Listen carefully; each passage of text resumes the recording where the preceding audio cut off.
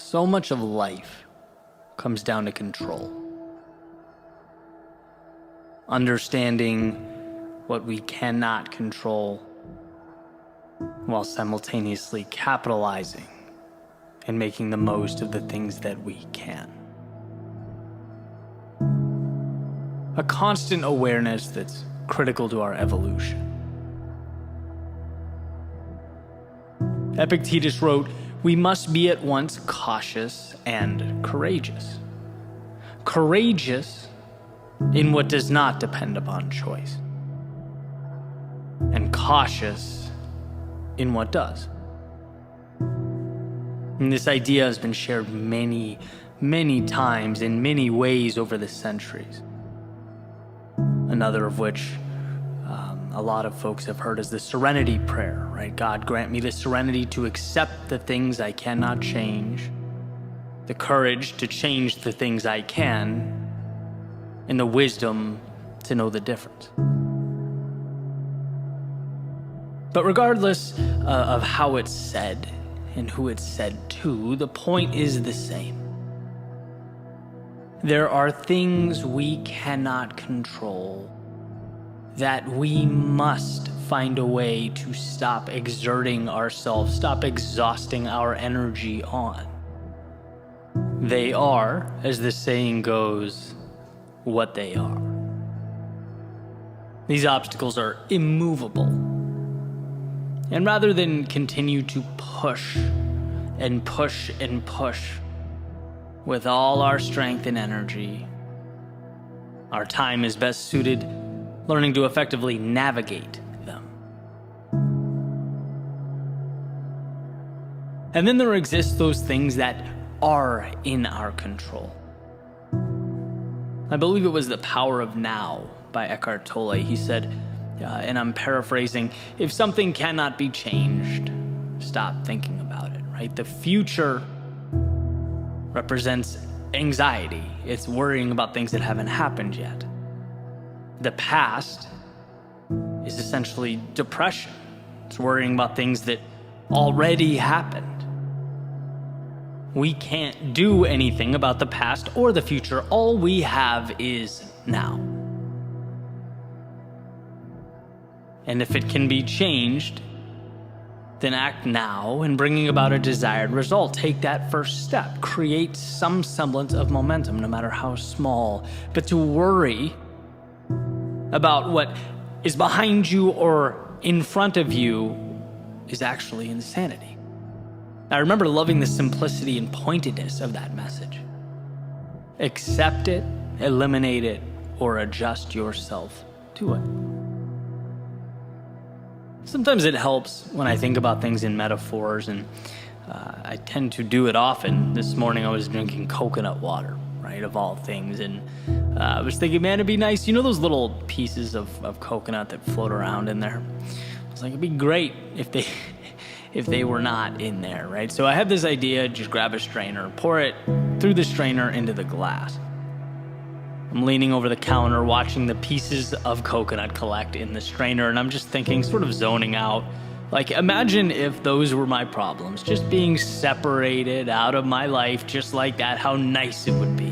Captured in a little net, and then, discarded, thrown away.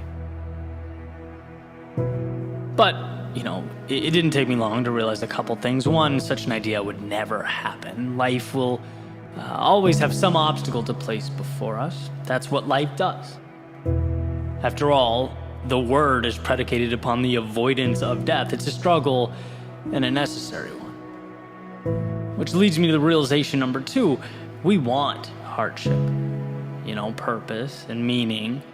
They're derived from our willingness to overcome adversity and transform because of it. A life without struggle is a car without wheels. And sure, you might avoid the fender benders, but you're not leaving the garage. Right? So that's a thumbs down.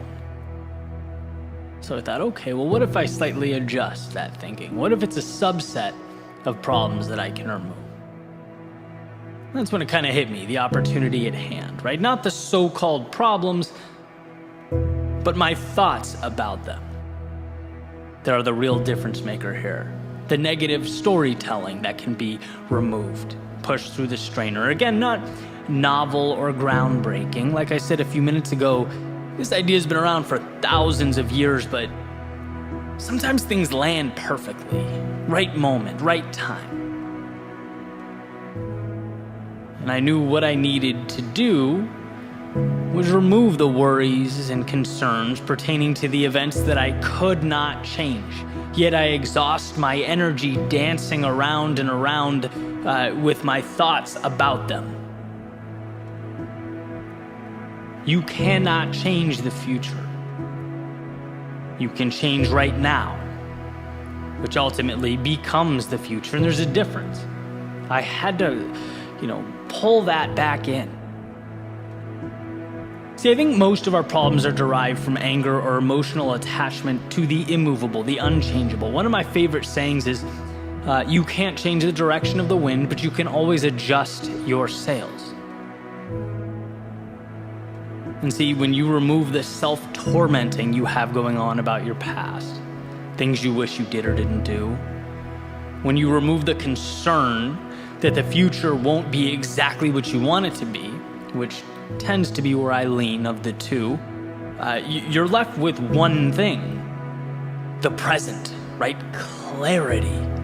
You have officially empowered yourself because the things you allocate your energy to can be changed, can be made better or adjusted.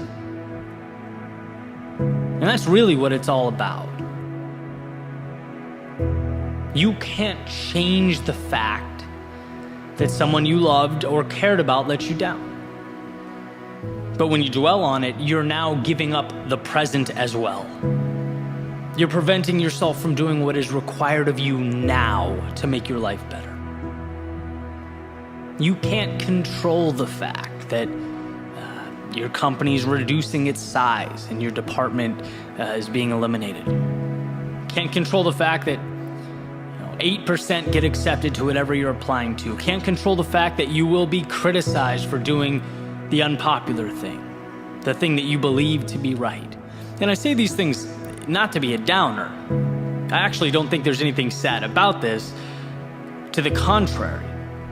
Right now that you've accepted these truths, accepted this as reality, now you can move toward what's best for you. No more dwelling on the unchangeable.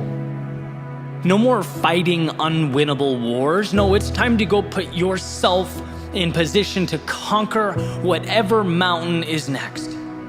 By straining out the things that cannot be changed, you are left only with what can. You can't change your company's personnel reduction, but you can find something else, something better out there. You can set the stage for a new journey. You can't increase the acceptance rate, but you can increase your value. Go above and beyond. Put yourself in position to succeed. And if you don't, they're lost. Continue learning, continue growing, continue moving forward. You can't stop the world's criticism, but you can learn to toughen up emotionally, learn to trust your intuition and decision making. Surround yourself with people you trust who lift you up. See, when you stop wasting time and energy on the wrong things, you get the right things. Like Greg McKeown says in Essentialism, it's not what we can acquire, but often what we cut away. Removing the things that weigh us down, that we're dragging along with us everywhere we go. They don't need to be there. I say to myself often that I have everything I need. It's there. Some of it's materialized. Some of it exists as a seed that I need to identify and water and nurture, but it's all right here. Which means the problem will never be that I'm incapable. It will never be that I'm not good enough. No, when I'm in the wrong, it's because I've forgotten to see it. I've either become consumed with the wrong things or lost faith in myself to do the right things. And knowing this has been a gift. It's been tremendous. It's helped me even during the darkest moments to reacquire what matters most. Sometimes it takes hours, sometimes days, even weeks or longer, but I get there. Eventually I arrive, and so can you. You have the ability to parse out why you feel the way you do, to categorize the thoughts in your head.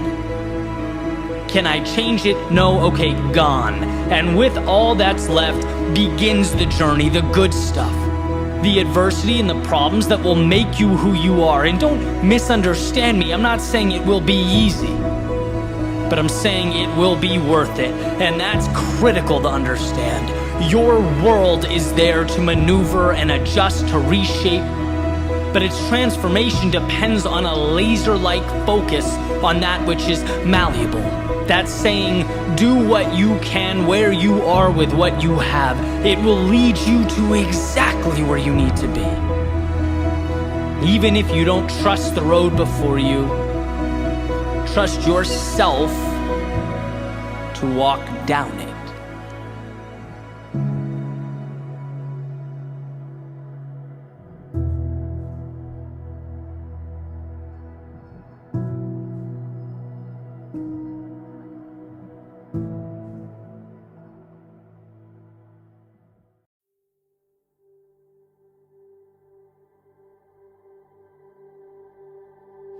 Today is not like any day I've lived before.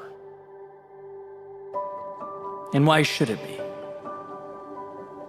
This very second, there are roads to be explored that I've never before walked down. There are actions to take that I've never before taken, and ideas to bring to life that I've never before given the respect they deserve.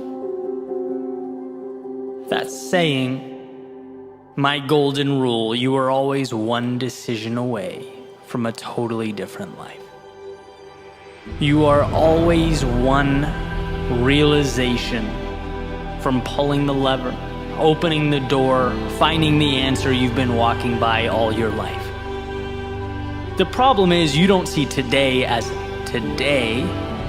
You see it as a continuation of yesterday, the same movie with the same characters and same rules, without even realizing you need to change the script. Emerson said, write it on your heart that every day is the best day in the year.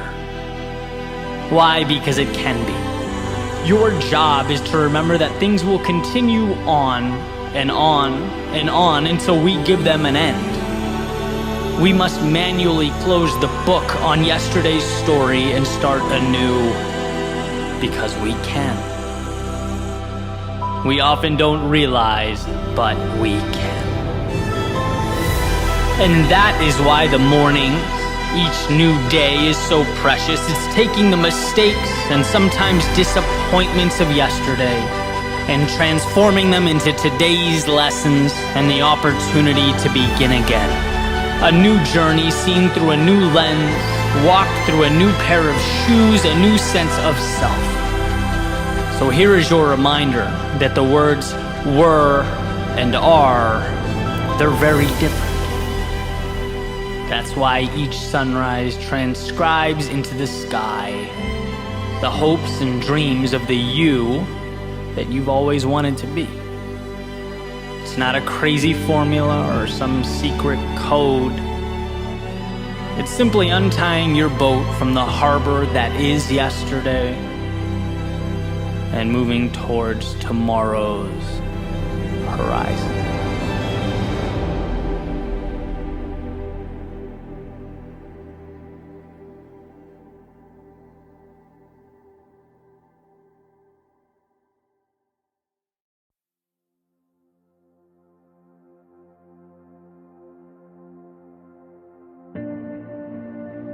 Someday, the things that you currently don't understand will make sense. Someday, the big things you're dealing with won't seem so big anymore. Someday, the doubts you have about yourself will be revealed as false. Someday, you'll see that the things you worry about didn't matter at all. Someday you'll see that the road before you wasn't something you had to walk flawlessly, but rather something you had to trust and believe in. Someday you'll look in the mirror and see that you had it in you the entire time, that there was nothing you needed or should have been hoping for. Yeah, someday. Someday that will all be true. But what about some days from the past? I remember years ago thinking someday I would venture out into the world. Someday I'd speak my mind. Someday I would start my own business. I would surround myself with people who believed in what I believe. Someday I'd make a little more money, have a little more time to do what I love. Someday I'd have all that. And as I look around, I realize it looks a lot like someday. But guess what? As we grow, so do our some days. It's a chase that never ends. There's always something more. There's always something bigger and better.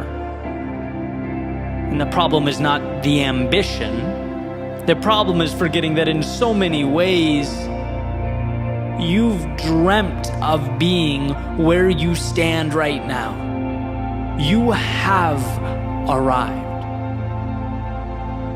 You're not the same person that 10 years ago was throwing some days out into the universe. No, you have grown. You have learned. You have evolved. Why does this matter? It matters because without acknowledging how far you've come, you cannot acquire the strength needed to go where you must go. When you don't feel good enough, it's often because you haven't looked over your shoulder and opened your eyes. The evidence is right there. It's hiding in plain sight. There's proof that you've been there, that you've faced demons and conquered them, endured your battles and overcame.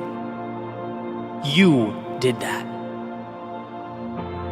And at one point not that long ago, you couldn't say that you had. You weren't yet that person, but things are different now. What you have today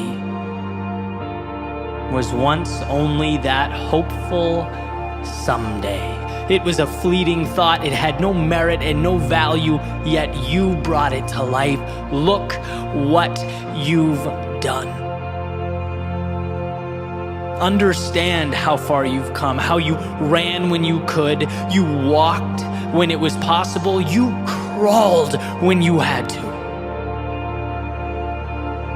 and continued on to arrive at a someday that is right now. You, my friend, are a maker of things unseen, an architect of tomorrows and some days. So don't you dare, don't you ever entertain the delusion that this gift suddenly stops now. Suddenly the burden is too much.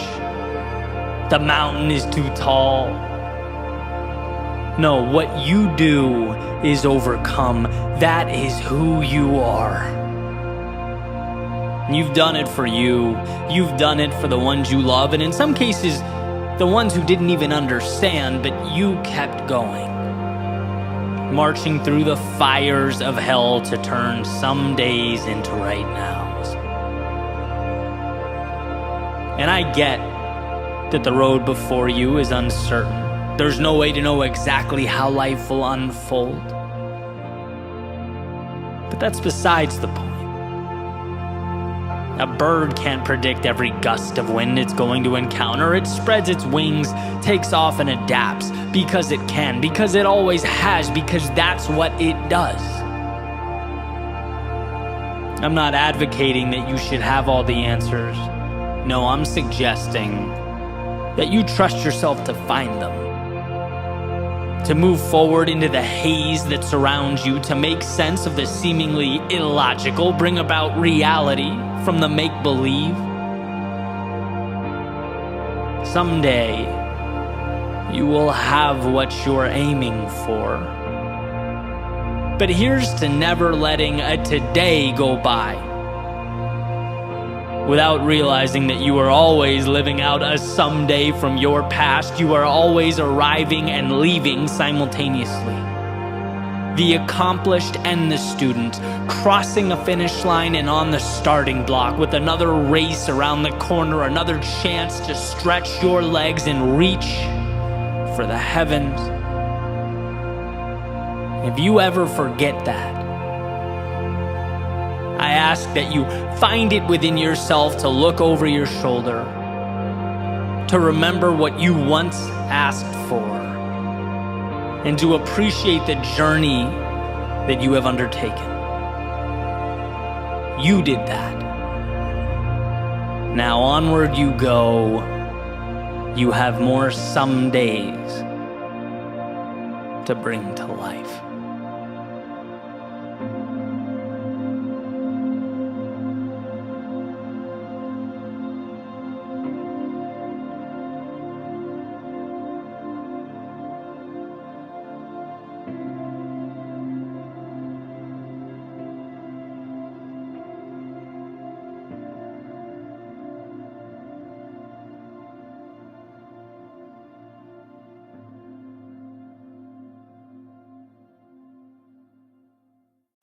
I was thinking this morning about a conversation I had with my grandfather. This particular example, I was living in LA at the time. My grandmother, my grandfather, they flew in from Boston, and I think we're doing some family stuff, but I wanted to hang out with my friends down the street, right? I wanted to go to Kyle's house, play Star Wars, whatever it was we were doing, and that felt like the world to me. Like I didn't want to miss out on that because I felt like I'd lose it. If I wasn't there, I'd lose something.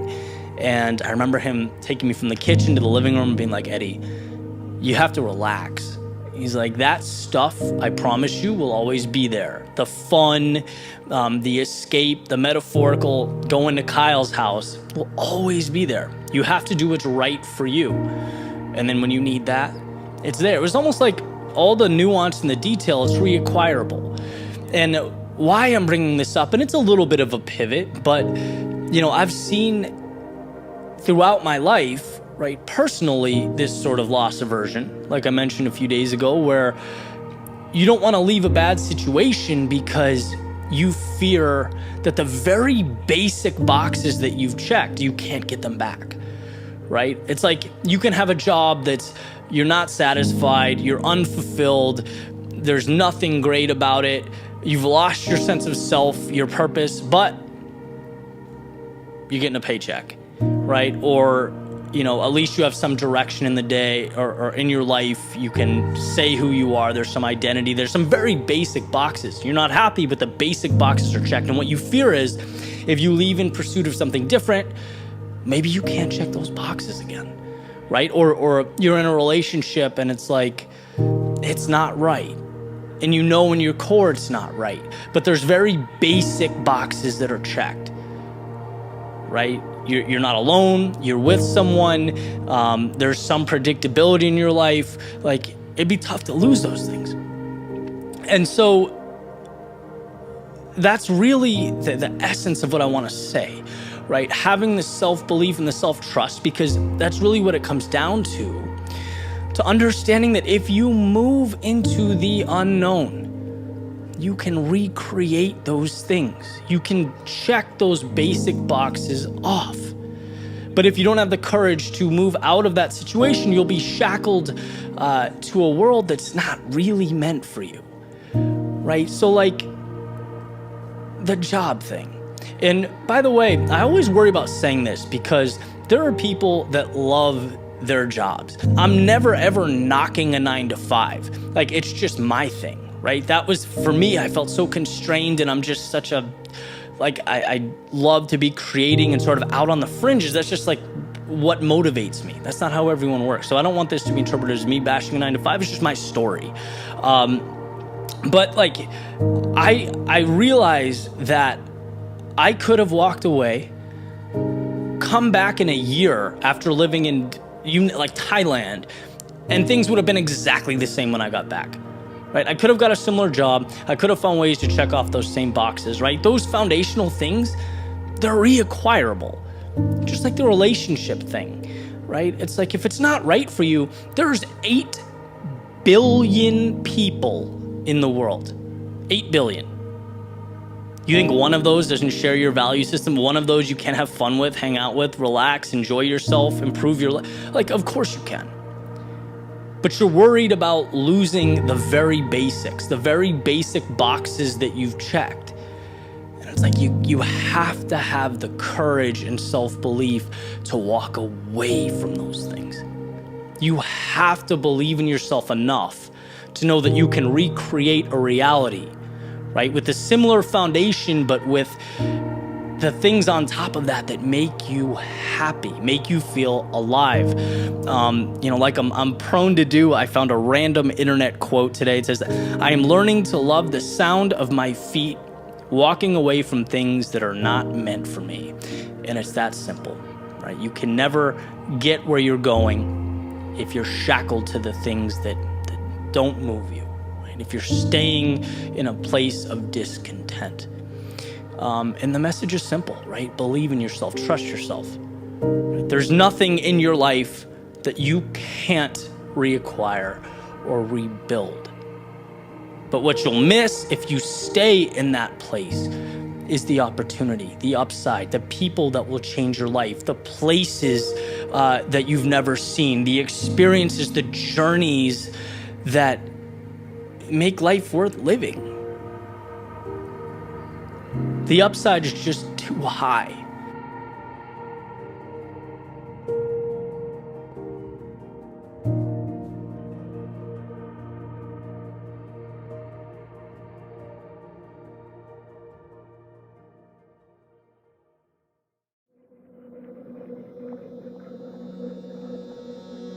There's a quote attributed to Seneca that states, "No man is more unhappy than he who never faces adversity, for he is not permitted to prove himself." Meaning, it's in pursuing the difficult thing that we obtain meaning, recognition, that we prove ourselves. But prove ourselves to whom? This is the same Seneca who famously stated that we suffer more in imagination than we do in reality. That he is most powerful who has power over himself. And that's one of the beautiful things about Stoicism. It makes us ask a very simple but often overlooked question: who's really the adversary here? Who's the opposition we're dealing with as we fight our battles? What is it that must be transformed? Is it the outside world? Or the way our eyes view the outside world? What's really holding us back? The circumstances? Or our own personal thoughts about the circumstances? And I think this is where we misunderstand the challenges before us.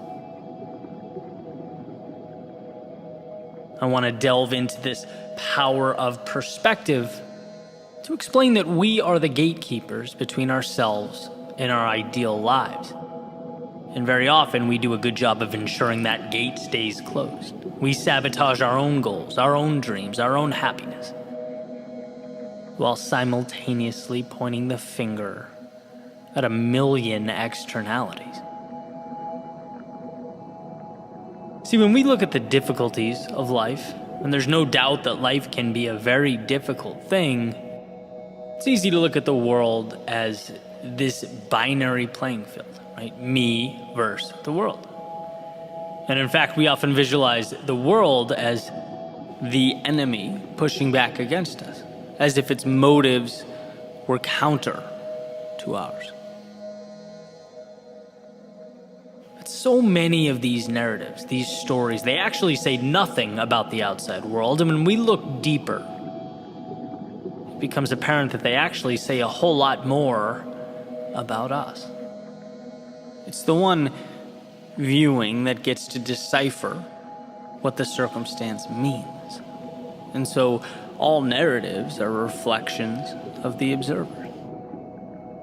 Jim Rohn used to tell a story about two brothers who had an alcoholic father. He'd come home drunk, he'd abuse his sons. They had a terrible childhood. And as they each grew up and had families of their own, their paths kind of diverged, right? One became abusive, and the other was kind and loving and caring. And when confronted, the now abusive brother stated, "Well, look, how can you blame me? Don't you see how I was raised?" But the kind, loving, and caring brother stated, "Of course I'm like this. I could never put my family through what I went through as a child." Same circumstances, different lenses, interpretations, which means different real-world result. And the idea here is to emphasize how one of the most important abilities a human being possesses is the ability to interpret the world around him. I think of us as subjects navigating a world of objects, as though the things around us don't have meaning until we place meaning upon them. That's what humans do. Create narratives out of objects. And that often overlooked, seemingly insignificant ability places a lot of power in our hands. Very rarely is it what we see, it's what we think and what we do about what we see. You ever hang out with people that just tend to be happy, upbeat, positive energy? I have a very good friend like that, where his first inclination is always to find the positive. In moments where I've sort of trained myself to pause, take a second, sift through the emotion, uncover the value in a tough situation, refocus, and take a strategic step forward, I look over at him and he's already arrived there, right? He's been there for 3 minutes, right? Eliminated the negativity. It's his first instinct. He's the metaphorical kid hopping around in puddles, whistling at the top of his lungs, while everyone else is hiding out from the rain, or at least trying to find the courage to run out onto the street with him. Then there are people who seem to always find the negative. It doesn't really matter what the situation is. Happiness is fleeting, only to reveal the negativity that never seems to go away, right? The kind of person that if they won the lottery, their first thought might be, "Oh no, but what if I lose it all?" Both examples are people projecting themselves onto the world around them. The same way that smoke covers and consumes an entire room. It's not the room that's the culprit. Here's another example from Jim Rohn, since we're on a Jim Rohn kick. He was making a similar point, and this is all from a collection of speeches he has on Audible, comparing humans to oranges, which is probably not a comparison you've made recently, but he said, "There's consistency to an orange in that it can be filled with one thing. When you squeeze an orange juice is coming out. Period. It will never be apple juice or grapefruit juice. It will only emit what it has inside, which is orange juice." And well, here's the connection. When life pressures us, challenges us, or metaphorically squeezes us, we only emit the emotions that are contained and available, that are alive and well within us. If there is no jealousy contained in our thinking, we're not going to project jealousy out into the world. If there is no hatred within us, we will not project hatred onto others. Why is that powerful? It's powerful because, again, it's one of the most important things you can do. Certainly one of the most important things I've learned to do is take that finger pointing blame at the outside world, slowly turn it around, and point it back at myself.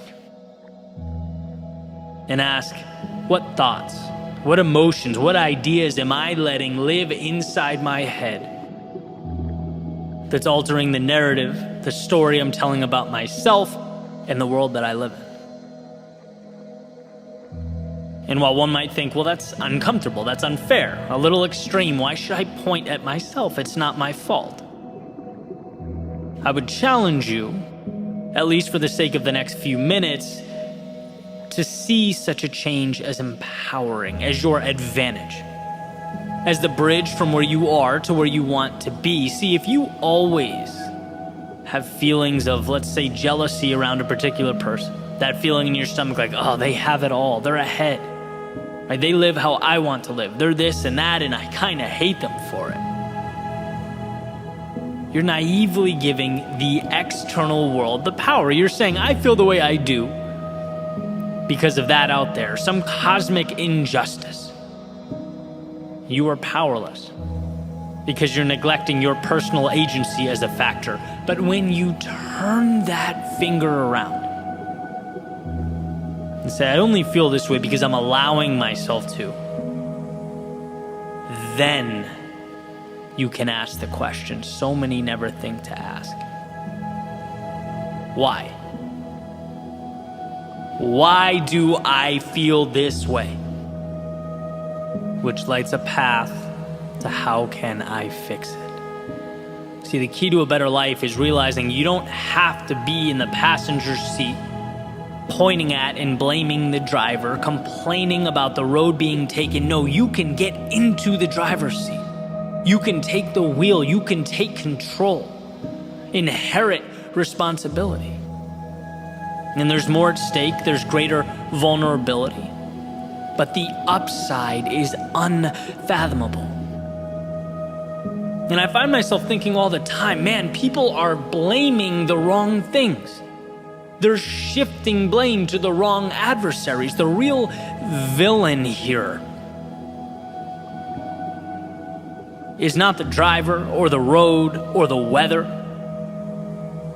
The real villain is the voice in your head pleading with you not to take the wheel. Pleading with you to ride shotgun and complain as the world passes you by.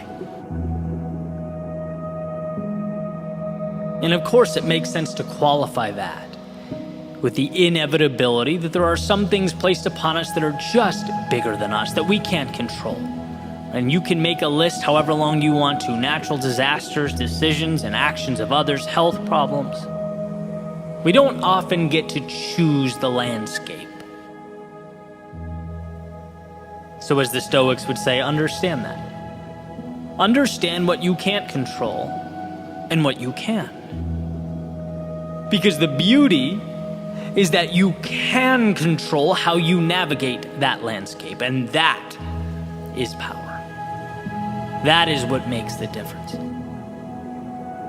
See, the two brothers I mentioned a few moments earlier, same landscape, different navigational tactics, different view of what it all meant. One took the wheel and one did not. So that Seneca quote that states, no man is more unhappy than he who never faces adversity, for he is not permitted to prove himself. Well, it's perfectly clear, as far as I'm concerned. The question is not whether or not to face adversity. I think we all understand that.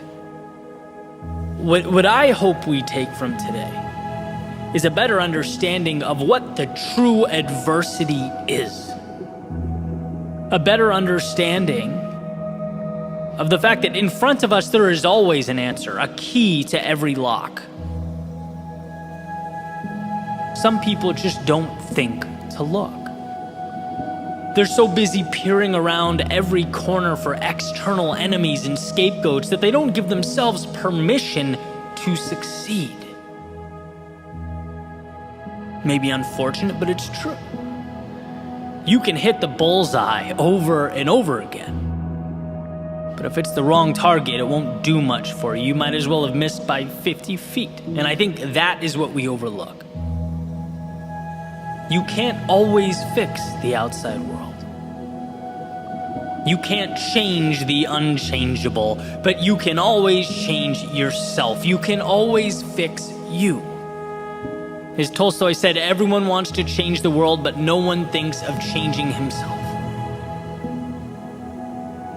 You're capable of being both your greatest adversary and ally, so choose wisely. Because the world around you will do nothing more than respond accordingly to your decision.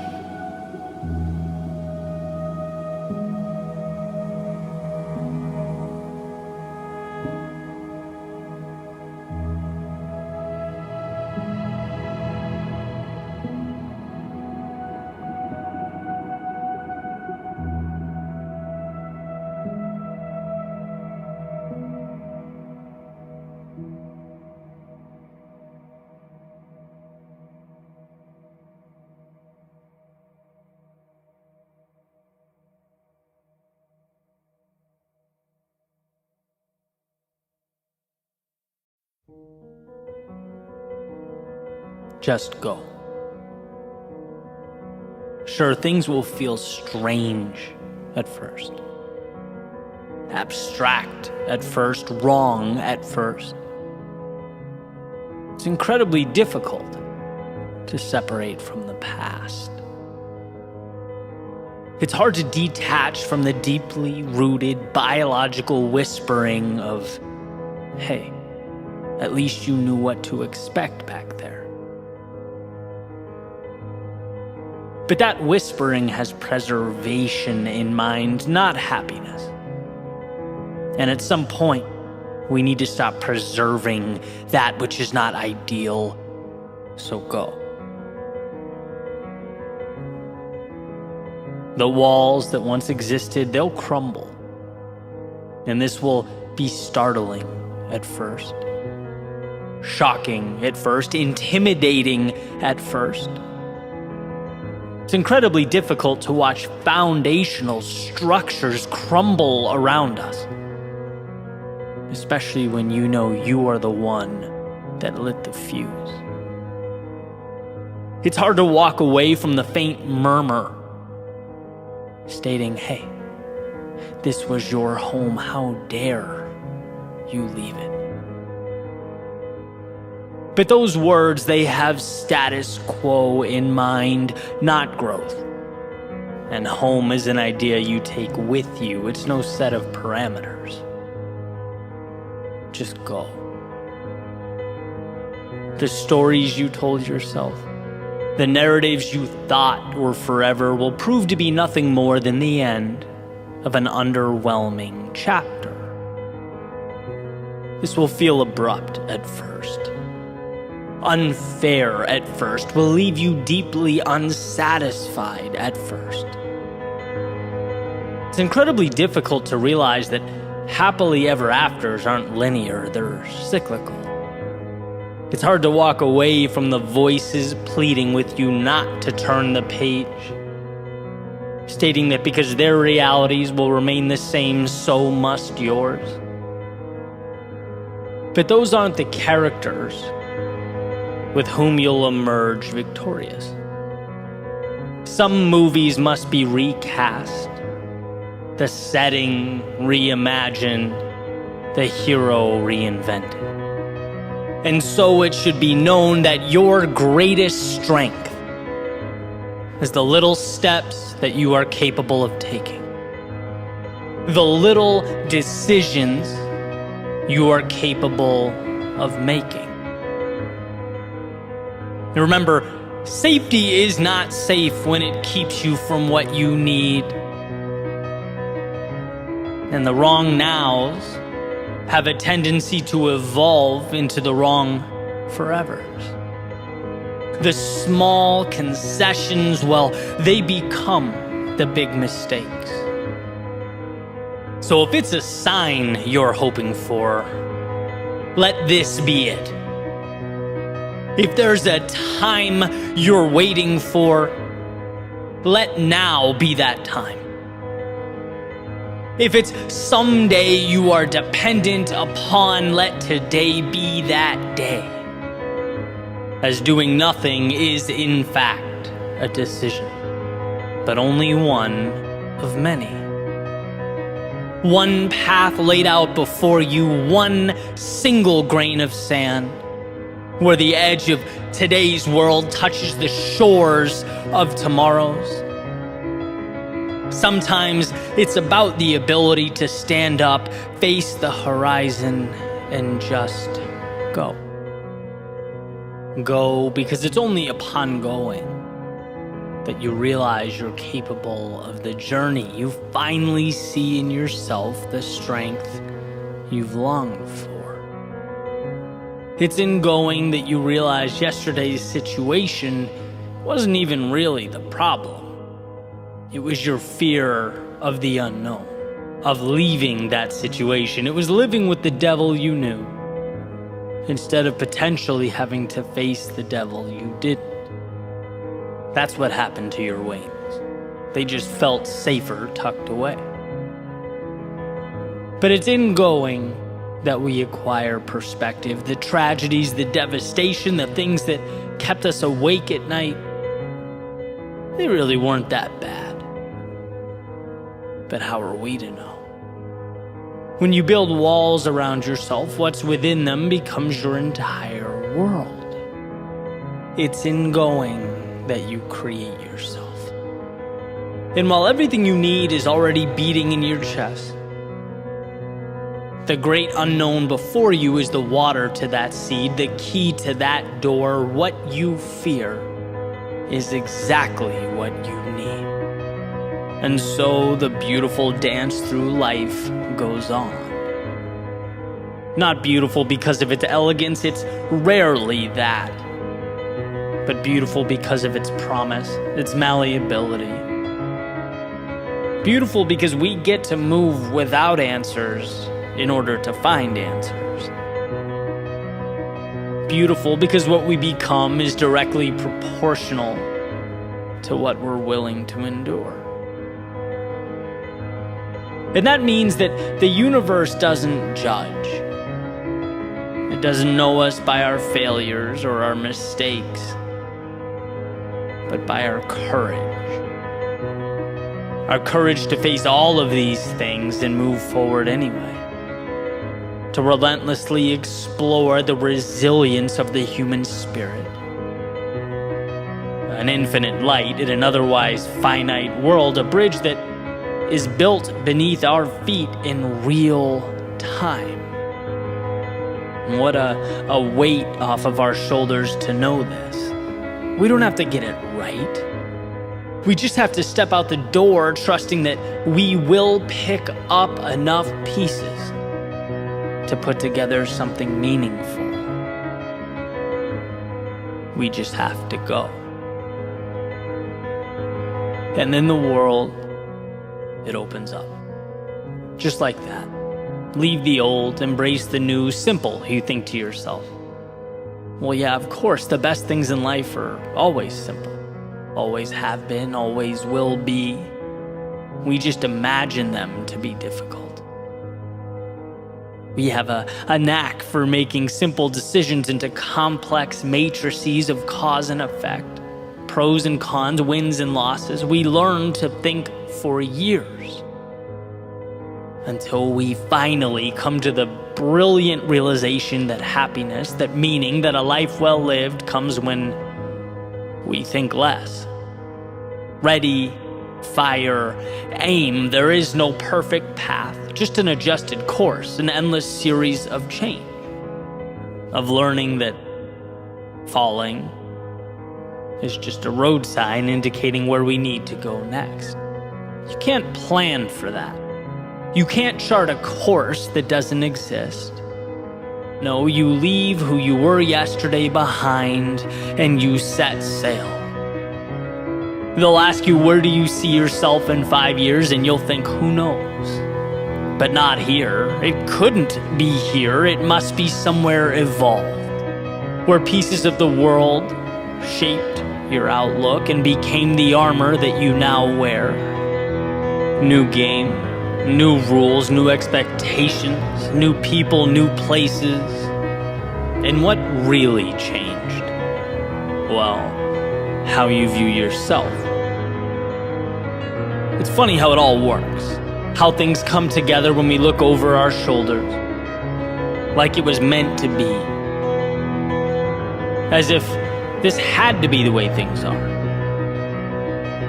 No, you could very easily have stayed dreaming, looking out that window, wishing you could leave, hoping for answers that didn't exist.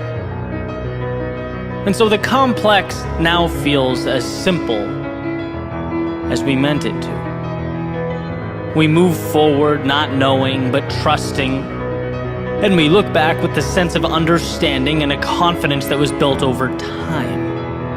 In the game of life, there are people who go and people who stay. People who build and people who don't. And I'm not saying everything will be perfect or everything will immediately snap into place. How could I? But what I am saying is that in moving forward, we pull back the curtain on the opportunity that is available to us. We move from the physical limitations of the bodies we walk around in and towards the infinite power of the mind that powers them. We become who we were always meant to be. How do we know what that is? Well, not until we look over our shoulders, of course. So go.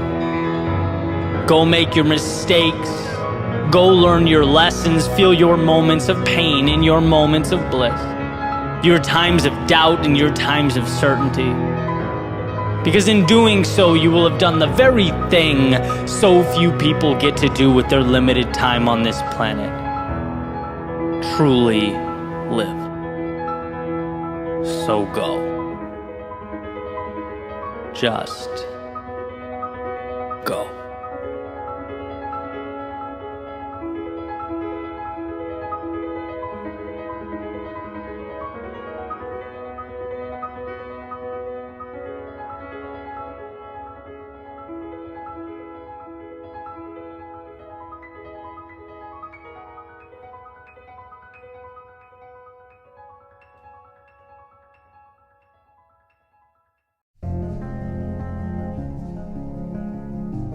Sometimes it's what we don't say that echoes the loudest. What we don't do that has the greatest consequences. Where we don't go that ultimately gets us lost. I remember as a teenager applying to college. I was working on the admissions essay. I was brainstorming with my grandmother, talking over possible topics and approaches. And she read me this quote that's sometimes attributed to Mark Twain, but that's beside the point. The quote states, 20 years from now, you'll be more disappointed by the things you didn't do than by the ones you did do. So throw off the bow lines, sail away from the safe harbor. Catch the trade winds in your sails, explore, dream, discover. And I thought this was the perfect bridge to the next chapter in my life. The latest horizon, the newest adventure. I thought it was incredible, and it was. It was exactly what I needed, and so on to that next adventure I went. But here's the thing. As life unfolded, this equation somehow transformed from exploration and dreaming and discovery into the question, well, what am I supposed to do? Somehow, without my paying attention, life turned into a checklist, a question I couldn't get wrong, a test I needed to make sure I didn't fail. It's amazing how quickly we forget the infinite breadth of life because we're focusing on the dotted line before us, the one we're supposed to walk. Sometimes we're so fixated on what the expectation is that we don't ask ourselves where these expectations are coming from. Who is so significant and wise that they know what's best for you to a greater extent than you do? See how that's an important question? And also one you can lose in your periphery as you follow that dotted line before you. When you have a destination in mind, hopes, dreams, ambitions, well, that's an adventure. When someone else has a destination in mind for you, whether this authority is imaginary or not, that's obedience. And sometimes the greatest disservice we can do to ourselves is to not stop and think, to not stop and ask ourselves where we're going and why. Do you remember when you were a child and you got into trouble, right? Sometimes you'd get sent to your room. And for me, this was agony. When it was punishment, I wanted to be anywhere but confined within those walls. I hated being sent to my room. And then finally, the door would open. My parents would say, "Eddie, you can come out now."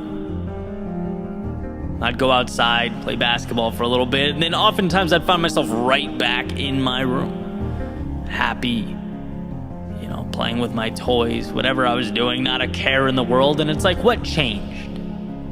Nothing but the context. Same me, same room, same toys, same whatever I was doing. It was, however, no longer a punishment. And I think this realization is worth exploring. We may not realize, we may not even be able to articulate it, but I think we long for control over our lives. We long to walk our own path. And in this situation, the path led me right back to where I was. Sometimes, though, the path leads us in the opposite direction, far away to distant worlds. The end destination is not as important as the fact that we chose it, that we asked ourselves why, and that we believe in the answer and immerse ourselves in its execution. So when Mark Twain talks about the things that we don't do holding more weight in our hearts, it's because those things we tend to skip over are often the very things that breathe life into our souls. We'll go to school to get good grades, to get a 9-to-5, to get a promotion, to get a mortgage on a home. But the audacity to open that photography studio, the nerve to think you could rent a van and travel the country, the delusion to think you could start that routine that will get you in the physical shape you've always dreamed of. See, we're lucky and fortunate to have the things that we have. The quality of life we lead now far exceeds those that came before us. Life is convenient, incredibly convenient. But what is convenience if it comes at the expense of purpose, of meaning in life? Because that's what steers the ship. A crisis of meaning ultimately mitigates everything else. There is no exploration without meaning. And without exploration, tomorrow becomes a repetition of today, not an evolution of today. And what's incredible, truly incredible, is that our purpose can be rediscovered, our paths redefined. How? By having a long conversation with, you guessed it, yourself. By putting the phone in another room, by disconnecting the Wi-Fi and spending time with you. Something along the lines of, dear self, what matters to me in this world? Where am I going right now? Is where I'm going right now aligned with what matters to me in this world? And sometimes the answer is yes, sometimes no. Great, but what we have now is a foundation to work off of. An awareness that should be celebrated, that you created. It's so easy to walk through life and never have that conversation. It's so easy to sleepwalk to the tune of someone else's song, the beat of other people's drums. But when you open your eyes, you see the correlation between your thoughts and your actions and your reality. You realize that when you wake up, that tendency to ask yourself what you have to do today, to reflect on your problems, those questions you assumed were normal, that you never gave much thought to. Well, now you'll see you can dismantle that notion. Now you'll see that if you can ask yourself what you have to do, you can just as easily ask yourself what you want to do, what you get to do, what life is inviting you to do.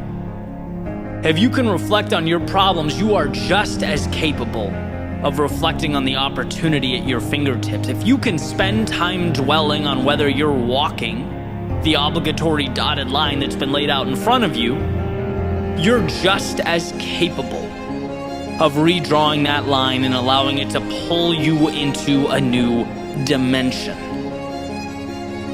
Listen again, 20 years from now, you will be more disappointed by the things you didn't do than by the ones you did do. So throw off the bow lines. Sail away from the safe harbor. Catch the trade winds in your sails. Explore, dream, discover. Explore, but for you. Wander down those paths that have for so long piqued your curiosity. Try things you once felt like other people were entitled to, but you'd never given yourself permission. Be that for yourself, because no one will come up to you and randomly give you that green light. Dream, because without building your castles in the air, as Thoreau calls them, you live your entire life on the ground. You'll never hit targets that you don't create. And sure, there'll be a time that only you see the destination. Great, that's life, but with each step forward, as it becomes more real for you, it will make sense to others as well. Trust each step like it is in and of itself a miracle. And you'll find in time that that's exactly what each step was. And lastly, discover. Discover who you are, what you're capable of becoming. As Emerson said, to be yourself in a world that is constantly trying to make you something else is the greatest accomplishment. To forge your own path, build your own life, stay true to your own heart is courage. So sail away, because you have the ability, because you are strong enough, and because the story you're about to write doesn't continue on until you turn the page on today's chapter.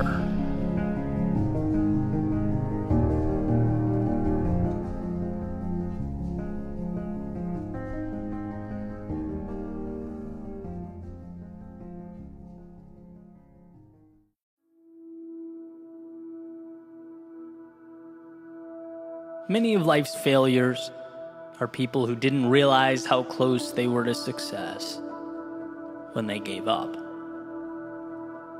Thomas Edison. A quote I go to when I've lost my why, when my frustration over the lack of a particular result overshadows everything. I don't think we realize how transformative these moments are.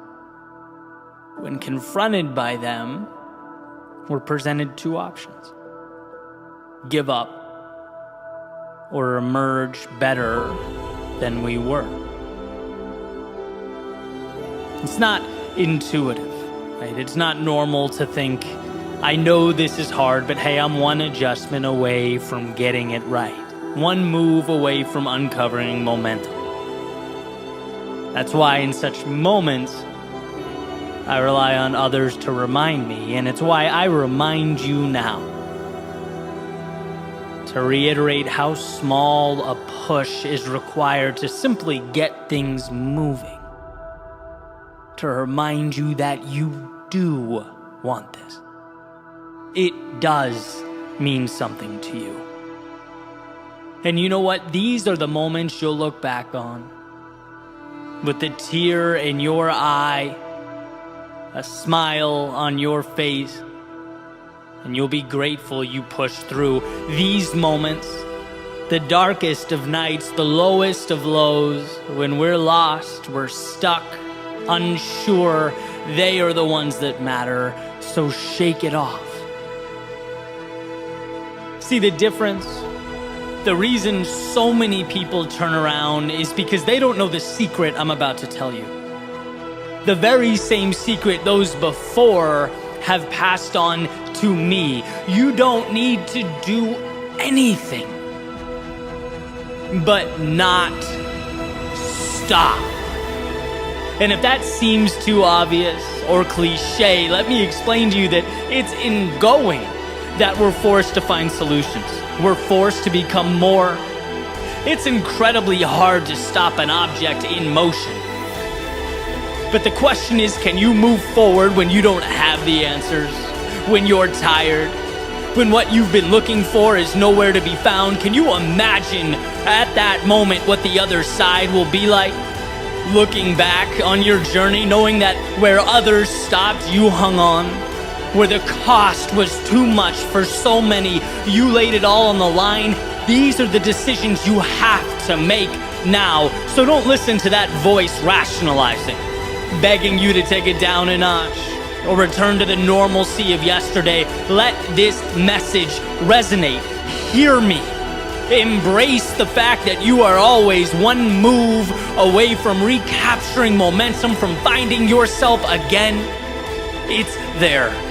Everything you need is there. Have the patience to find it, the patience to do what you do best.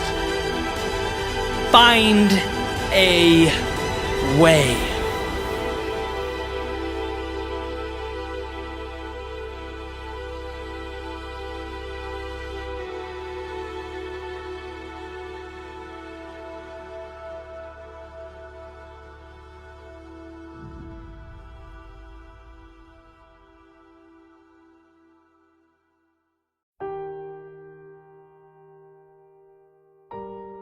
I'll never forget listening to Jim Rohn. I was taking a walk in the middle of the day.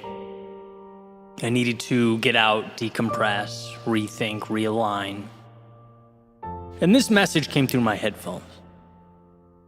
He said, "We must all suffer from one of two pains: the pain of discipline or the pain of regret. The difference is discipline weighs ounces while regret weighs tons." And I needed that. I needed that because sometimes we forget why. In the midst of the day-to-day, the trials and tribulations of life, we forget why we endure. And there's a strange dichotomy that exists.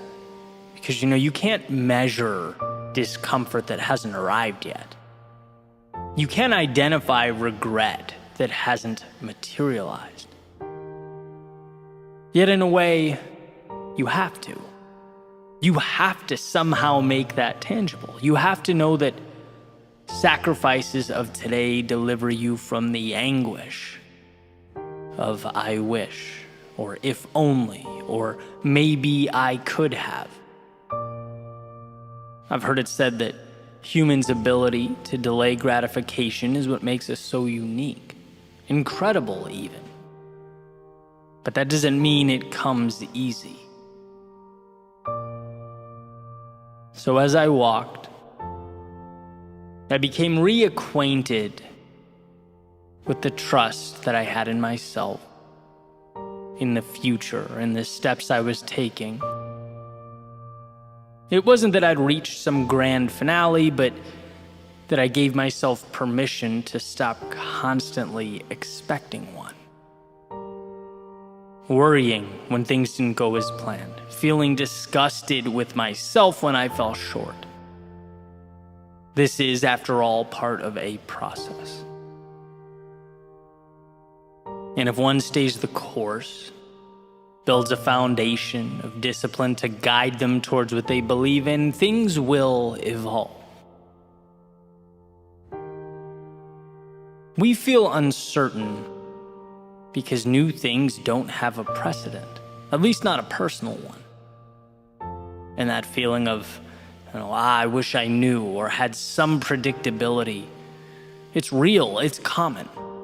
But if minimizing regret is what means the most, then it also means that we must have the discipline to walk steadfast into the unpredictability of tomorrow.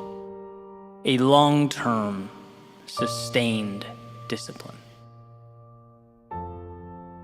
In one of my favorite interviews, Bronnie Ware, who wrote the top 5 regrets of the dying, was talking about surrender and how she mentioned in her book, letting go. And I asked her, can you explain that? What's the angle? Because the way I look at life, there's always something you can do. You can always improve your situation somehow. And she basically said, it's not about what you can control, what you can do. It's about putting yourself in position to live the life you want to live, and then letting go of that which you cannot control. It's about not worrying over external forces as you walk your path, because all you can do in life is walk your path. And that became the marker, or the question, am I walking my path? Right, and I look at it like this. First, a vision gives you direction, purpose, keeps you excited, injects meaning into life.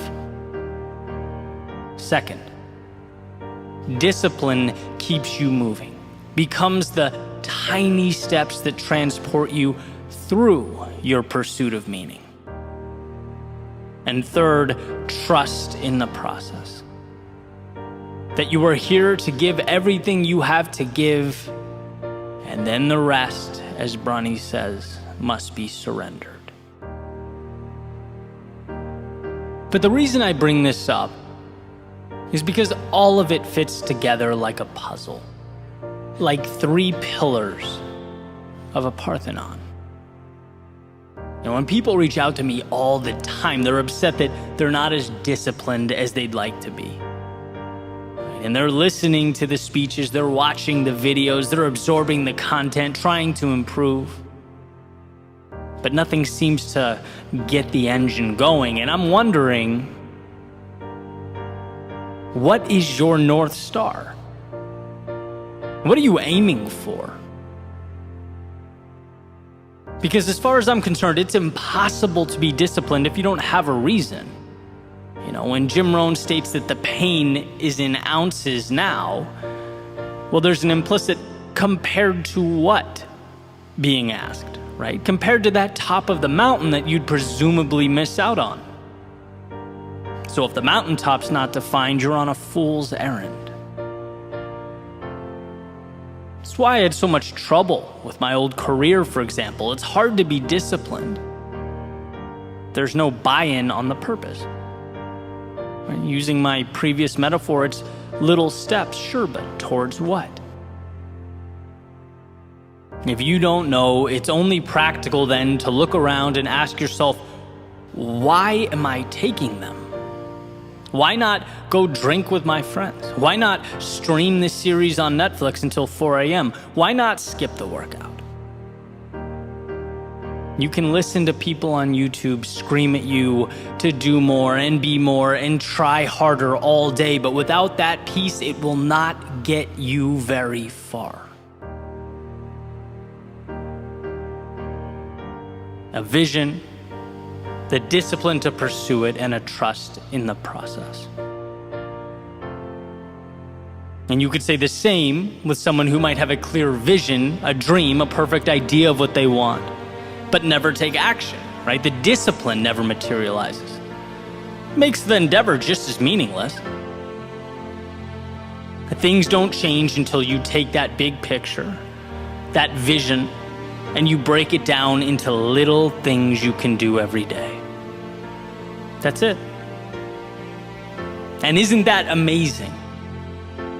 The greatest, most influential people, from the friends and family that inspire us, to the greatest athletes and entertainers, to our greatest thinkers, creators, world leaders, all they do is a handful of things consistently every day in the direction of something that is meaningful to them. A process that has been talked about since the beginning of time. The compound effect, as Darren Hardy calls it. That breakthrough was huge for me.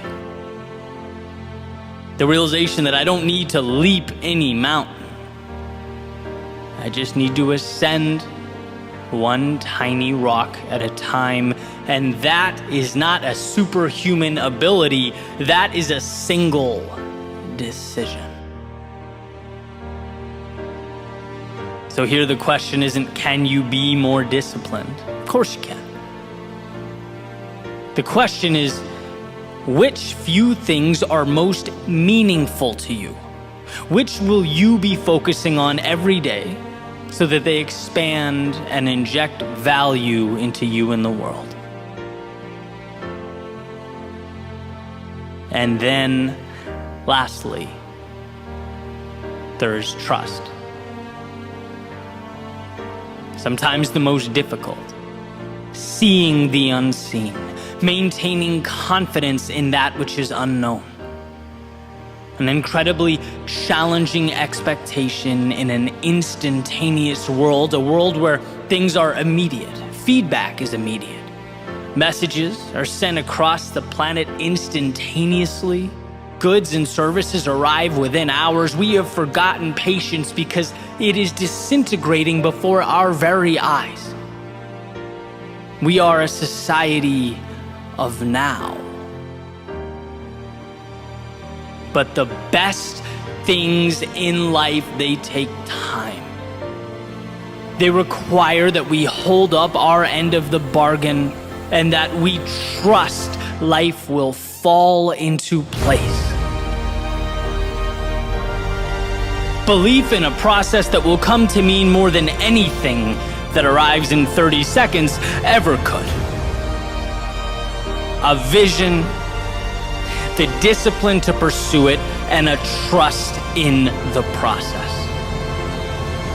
So perhaps you're overdue for your midday walk, your little excursion into the soul, to ask yourself, what is it you are moving towards? Why are you doing what you're doing? Does it mean something? And if not, perhaps some adjustment is in order. Perhaps you've lost sight of that North Star that lights up our lives and illuminates the way. Take solace in the fact that life is not as serious as we make it out to be. We don't live in a world of right and wrong, good and bad, yes and no, but a continuum. An opportunity to seek out and find the beautiful ups and the meaningful downs, to set our sights on the horizons that matter. See, when the little things feel too complex or burdensome, it's because the big things are misaligned. And that is a powerful idea to grasp. It's never that life is too difficult. It's that we have closed our eyes. So don't be fooled by those selling you reality as some problem, some obligation that must be dealt with. No, today is the greatest gift of your lifetime. And the same will be true every day moving forward.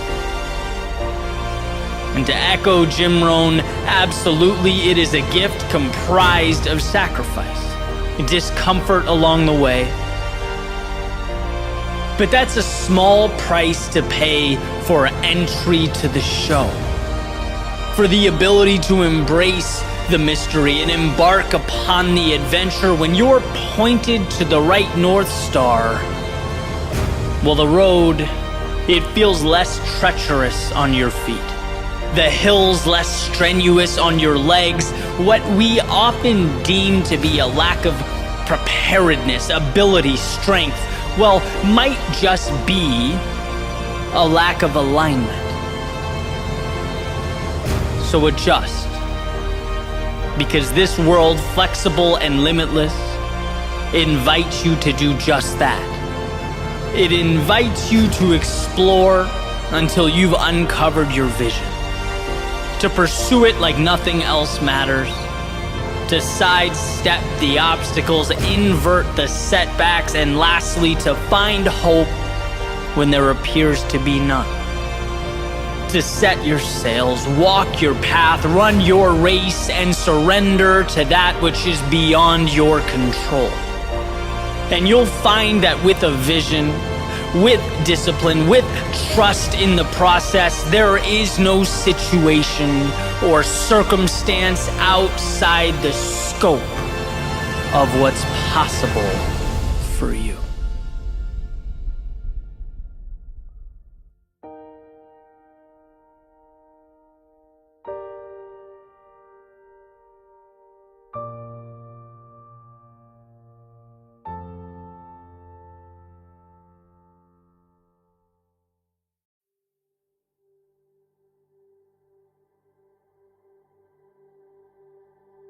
The little E on the car dashboard reminds me that I'm pointed east.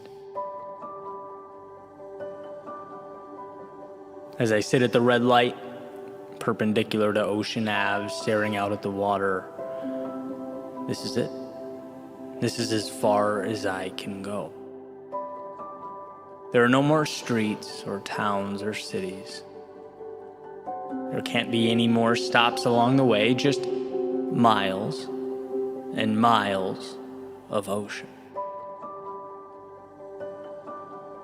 And it's interesting for me to think about all the changes I've made up to now, growing up outside of Los Angeles on the opposite coast, relocating again and again, sometimes very targeted, methodical moves, sometimes just for the sake of change, but always moving, always going.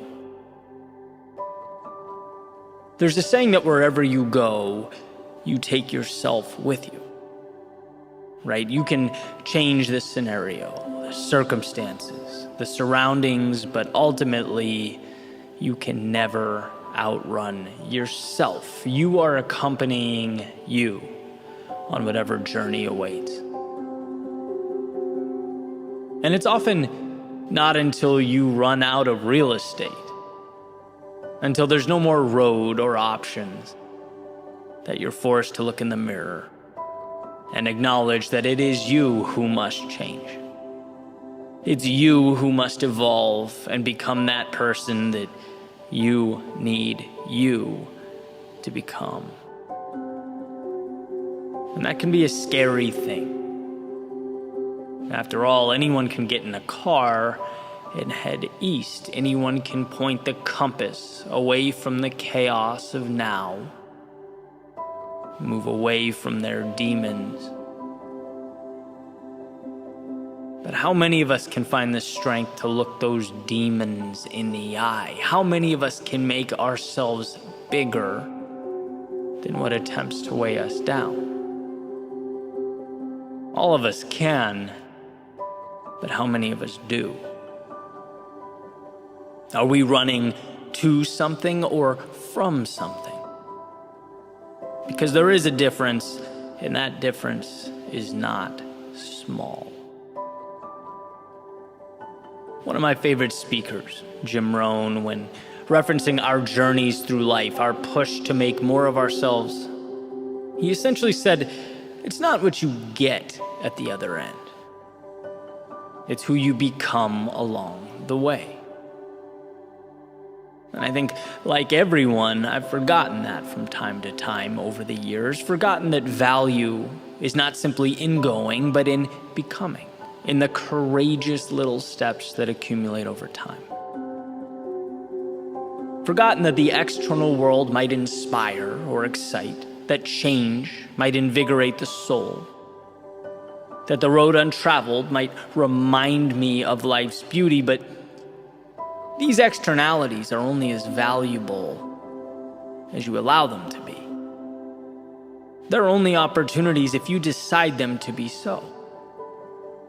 Change inspires, but will you let it inspire you to do that thing you know you need to do, but are terrified of doing?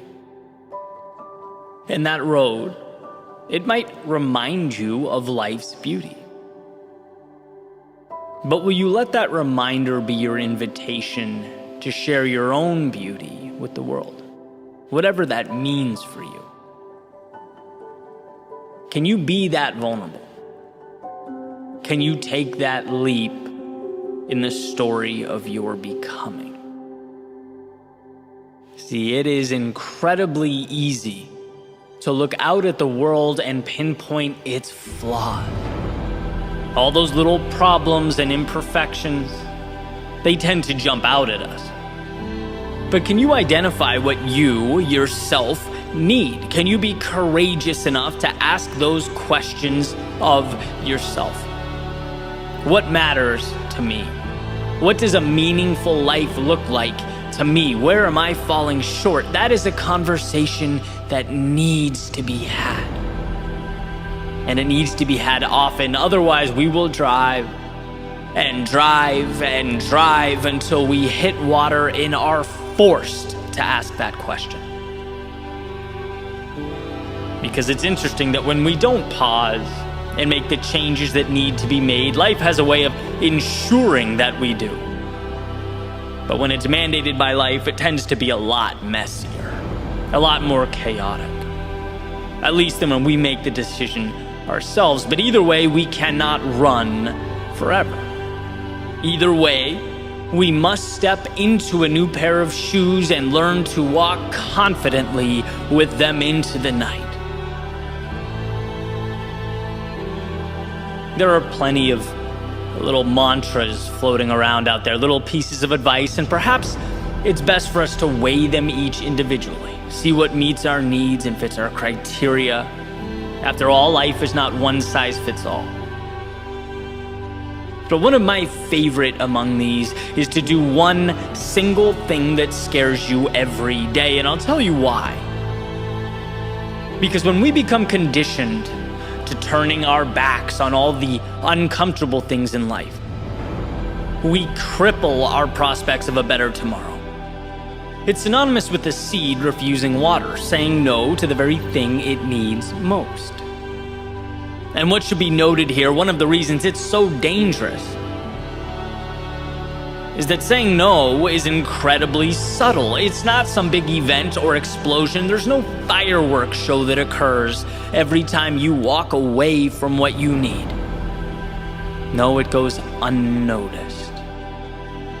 And again, one of the greatest challenges is quantifying that which we don't do. How do you measure that thing you walked away from? Well, unfortunately, you can't. You can't, at least until you're staring out at the Atlantic with nowhere to run, no more escaping on the agenda. You don't know until you're forced to pick the pieces up and make something of them. And I say this so that hopefully it can ignite that spark in your soul that you need most, whether you previously recognized it or not. I say this to remind you how much bigger you are than your problems, how you have the ability to transform all that exists around you when you transform yourself. There's a certain inevitability associated with how we see ourselves. And I believe this to be true at both the personal and the societal levels. Anyone can look in the mirror and see the past, where they've gone wrong, how inadequate and ill-prepared they are. But the courage to look in the mirror and see strength, to both identify and understand one's shortcomings, but know that you have the power to do something about it. To know that the times you fell or didn't make the cut, they don't indicate that the endeavor was all for naught or unequivocally wrong. No, there is so much good tied into your pursuit. So much beauty and courage ingrained in your soul. But imagine a life where you no longer run from the gaps, but close them. Imagine finding it in yourself to begin that hero's journey. And where you used to run to protect yourself, now you take the offensive to grow yourself. Where you used to avoid the possibility of failure, now you chase the possibility of victory. You can have that if you want to. You can be that if you choose to. And sure, you may never be able to outrun yourself, but you can always adapt yourself to be that person you always needed you to be.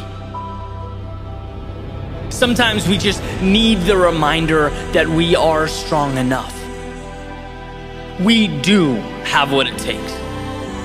And that the thing that hurts us most in the short term not only saves us pain in the long term, but it becomes what we live for. It is where we find our meaning.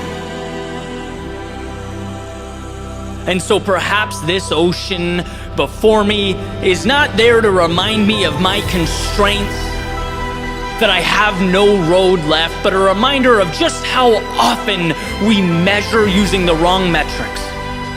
Perhaps I needed to see again that it's not where I end up, but who I become along the way. That when the internal self steps into the shoes it's been too intimidated to wear, that when the world within becomes the beacon you need it to be, the roads and the stops along the way, they matter a little bit less than the eyes that process it all, that decide what it means, how it will be utilized in the game of life. And so, yes, the little E on the car dashboard, it says that I'm pointed east. But as I sit at this red light, perpendicular to Ocean Ave, staring out at the water, I know this is only the beginning.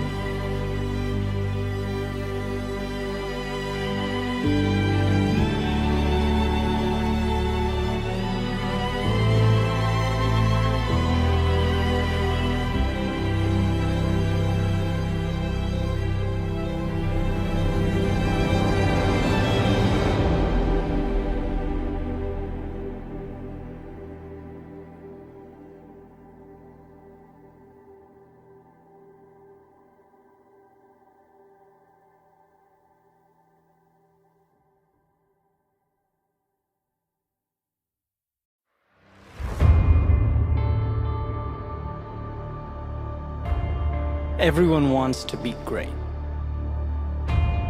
Everyone wants to be the best, the top, the 1%. Or as the saying goes, everyone wants to be a beast until it's time to do what beasts do. See, what life has revealed and continues to emphasize is that our most vital decisions, they present themselves in the dark of night. The chaos of the battle, they show up amidst our discomfort. We know these moments. The ones that seek to stop us in our tracks and turn us around. They are what must be prepared for. They are the gateway to excellence. So let's look at the big picture for a minute. Life in totality. Because consistently doing this simple, easy things, they're important. Consistency of that which is simple is the foundation. It's what we build the structure upon, but it is far from everything. Moving right along, we have the difficult things that push us to be more, that show us who we are, that hurt, that test us, the temporary storms. They are the armor we come to wear. They're what prepares us to endure the trials and tribulations of life like a muscle that must be grown and developed. But the difficult things are far from everything. Because lastly, we have our defining moments. The moments that put it all together. When the sky feels like it's falling, the body feels like it's failing, the mind feels like it's dwindling.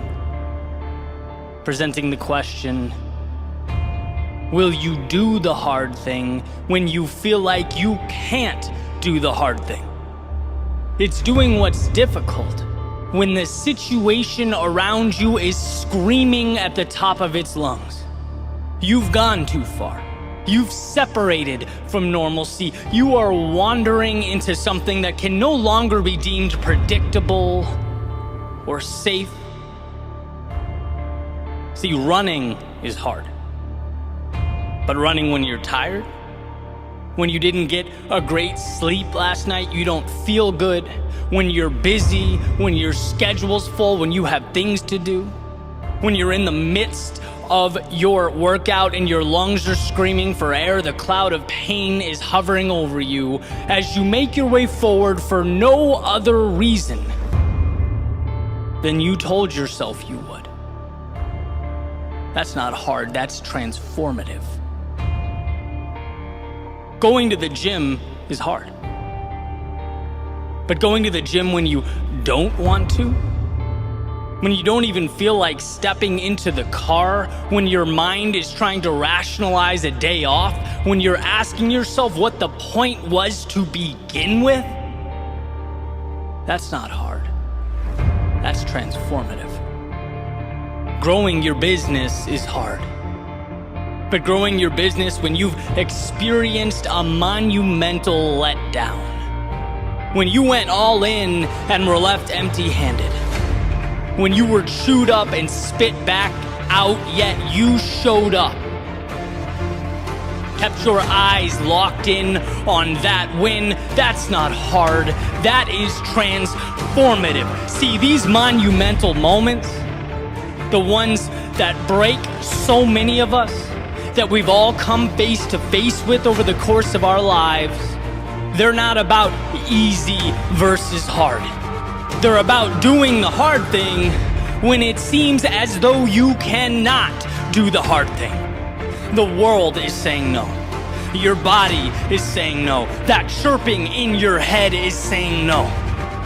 Can you separate yourself from that hurt and that anger and that disappointment? Can you segment the negativity, knowing that you will do what you can to remedy the situation, but that life's curveballs can't stop you from moving forward for the simple reason that you won't let them? When life gets hard, you have to be harder. The one who gets bolder. You have to learn to surprise yourself. Here is what I believe to be the goal, the pinnacle. It's what I aspire to become. When life puts me through hell, to dig deep and find the emotional IQ, the awareness, to know that right now is the invitation I've been longing for. My chance to level up. See, you might be wondering what brought this concept to the forefront of my mind. And well, it was one of life's inevitable setbacks. And I had to look in the mirror and say, I'm not going to think about the technical issues that just cost me thousands of dollars and thousands of hours of my time. No, I'm going to, one, learn, but put parameters in place so it never happens again. And two, find the opportunity.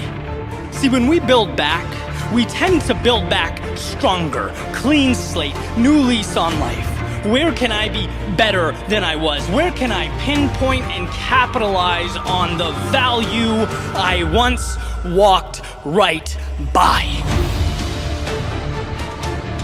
When we adopt this mentality, we become unstoppable. Someone on the outside looking in might say it's over the top, and it is. But so are the things that I want. They might say it's not that simple. Correct. Running away from our problems is simple. I'm not about that life. They might say it's impossible to do all the time, to think that way every day, and perhaps so. But if we bow our heads and retreat every time life isn't perfect, we'll never attempt anything. I'm not aiming for perfection, I'm aiming for progress. Those who aim for perfection tend to spend the entirety of their lives doing exactly that, aiming, planning, speculating. Wanting more for yourself means receiving more rejection from the world. It means elongated valleys of despair. It means deeper treks through the heart of the vast unknown, across distant lands and through turbulent waters. It means doing the hard thing when the circumstances are what mere mortals call impossible. At some point, we must transcend the versions of ourselves we once were. We must recategorize and redefine the adversity we face in life. Be the ones who find something where others see nothing. Find value in the seemingly valueless. Let us start from the premonition that there's always a solution. And if there is always a solution, there is always a way to bring it to existence. Some will stop at easy. Fine, let them. Some will stop at hard. Great, to each their own. But if one dares to push further, to trudge forth into the night, they will be tasked with doing the hard thing when the circumstances are devastating. They will be asked not just to sail the ship, but to sail it through the storm, to not just build the tower, but to build as the skies open up, the wind blows, and the ground shakes. That will be the difference. That has always been the difference. So what will you do when the time arises? Who will you choose to become?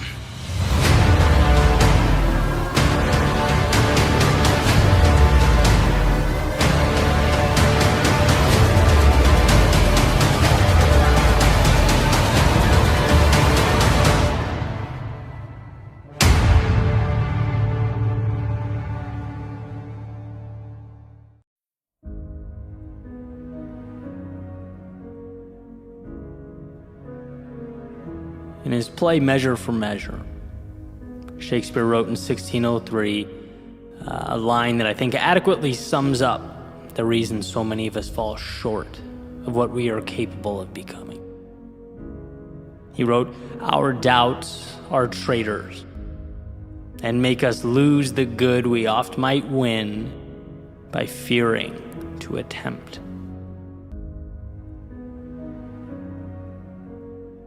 Our greatest tragedies and regrets in life tend not to be our mistakes. They're not when we try and we falter. No, the vast majority of the time they arise when we do not even attempt, because fear has prevented that very first step. It's when we have that perpetual light shined on all that can go wrong, while the upside and the opportunity sits in the dark, just out of frame.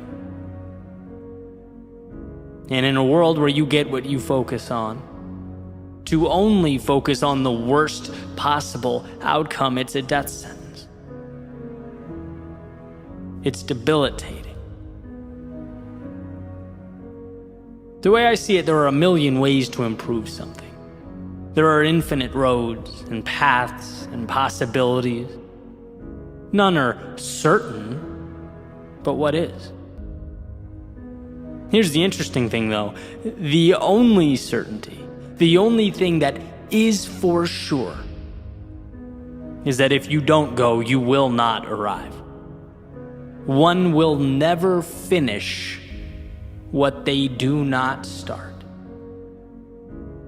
Listen to this quote from Thoreau. It's from his book Walden, which he wrote after about 2 years and 2 months of living in the woods by Walden Pond in Concord, Massachusetts. He wrote, "I learned this, at least, by my experiment, that if one advances confidently in the direction of his dreams and endeavors to live the life which he has imagined, he will meet with a success unexpected in common hours. He will put some things behind will pass an invisible boundary. New, universal, and more liberal laws will begin to establish themselves around and within him. Or the old laws be expanded and interpreted in his favor in a more liberal sense. In other words, the world does not dictate, it reacts. It becomes what we decide it will be. And I was thinking about this recently. Have you ever thought about the utility of water? Just water. And how it is obviously essential for life. Specifically, humans can't live longer than about 3 days without it. Yet, we can also very easily drown in too much of it. The same thing that's required for life can easily take life away. It all depends on how it's being utilized. And so when I think about this, my mind goes to Shakespeare's message on our doubts making us traitors if we let them. Or Thoreau's passage about moving with conviction towards the things that matter, towards our dreams. And what I see is an intentional restructuring of the world around us. The idea that life can work for us or work against us. It can be our headwind or our tailwind, the reason we stay or the reason we leave, and who decides that? You. You decide that. I often think back to my first creative project once I took the entrepreneurial route years and years back. I referred to the project as quiet desperation, in reference to actually another Thoreau quote, "Most men lead lives of quiet desperation," because I realized around that time how easily that could become reality, and decided to do something about it. For me, it was a huge step out of the routine and the cycle. I finally asked myself who I was living for. Where did I lose myself? Or had I simply never bothered to find myself? And I don't know the answer to that, but I know at the time, if you asked me, Eddie, what are you truly excited about? Probably be a lot easier for me to tell you about the things I didn't like, I was afraid of, that I was unhappy with. That's what I saw, that's what I focused on, and that's the point. Until then, I was immersed in Thoreau's dreaded common hour thinking, and so used to it that I thought nothing of it. There was no next step or other side. And then I arrived at that moment I hope we all get to at some point. Realizing there's very little to lose and everything to gain. And it drives me crazy how hard we have to fight for this understanding. How much easier life would be if it was intuitive, but it's not. It's a journey, a muscle that must be built, and so we must build. We have to prove to ourselves that what's big and intimidating can be broken down. That what we visualize can materialize. That will always be true. But we need to make ourselves believe it. Identity is scripted, confidence is earned, not once, but every day. And we must understand the pain associated with staying far exceeds the pain associated with moving towards our dreams. The former is destructive and the latter is what we need. They are not the same. So being as we choose what we see, how about a commitment? Not a commitment to be perfect, not a commitment to have all the answers or avoid mistakes. No, how about a commitment to allow ourselves the courage to be imperfect? A commitment to go when we don't have the answers. A commitment to see mistakes as a necessity instead of a catastrophe. In this world of subjectivity, make sure that movie playing in your head illuminates the opportunity, not the loss. So that when you fall, the inclination isn't to run from the bad, but to look for the good. Because I promise you, you will get what you look for. That perspective will alter your actions, which will alter how you see yourself, which will alter the trajectory of your life. Let's leave that mediocrity, that common hour thinking behind as we head for higher ground. Commonality, being average, it's a wolf in sheep's clothing. It seems simpler. Sure, it seems easier. But the ones immersed in that world, they're depriving themselves of the answers they desperately need. They're refusing the hand that is perpetually reaching out. When we turn our backs on the extraordinary, it is because fear has gripped the wheel and we are now passengers along for the ride. But you have the ability to be more. You have the ability to move towards what matters to you. To take the steps one at a time, bear the discomfort 1 second at a time, acclimate 1 day at a time. This is a journey dependent entirely on you and your willingness to step out the front door. To finally see the things you previously disregarded. And when your eyes open, you'll see that you can be your ally or your enemy. This can be the beginning of a new chapter or the continuation of a current one. This is your story.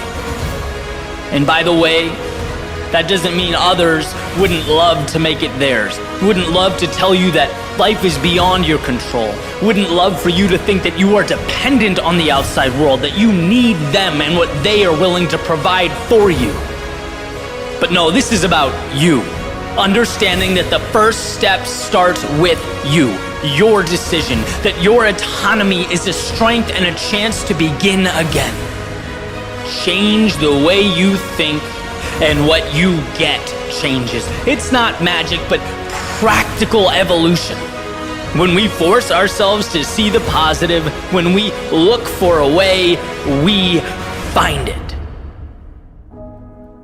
That's reality changing because you decided that it should. And that's what the power of perception is. Nothing more than unlocking the gate that was previously placed before you. There's no better time than this very moment to walk through it and rewrite your story as it should be written.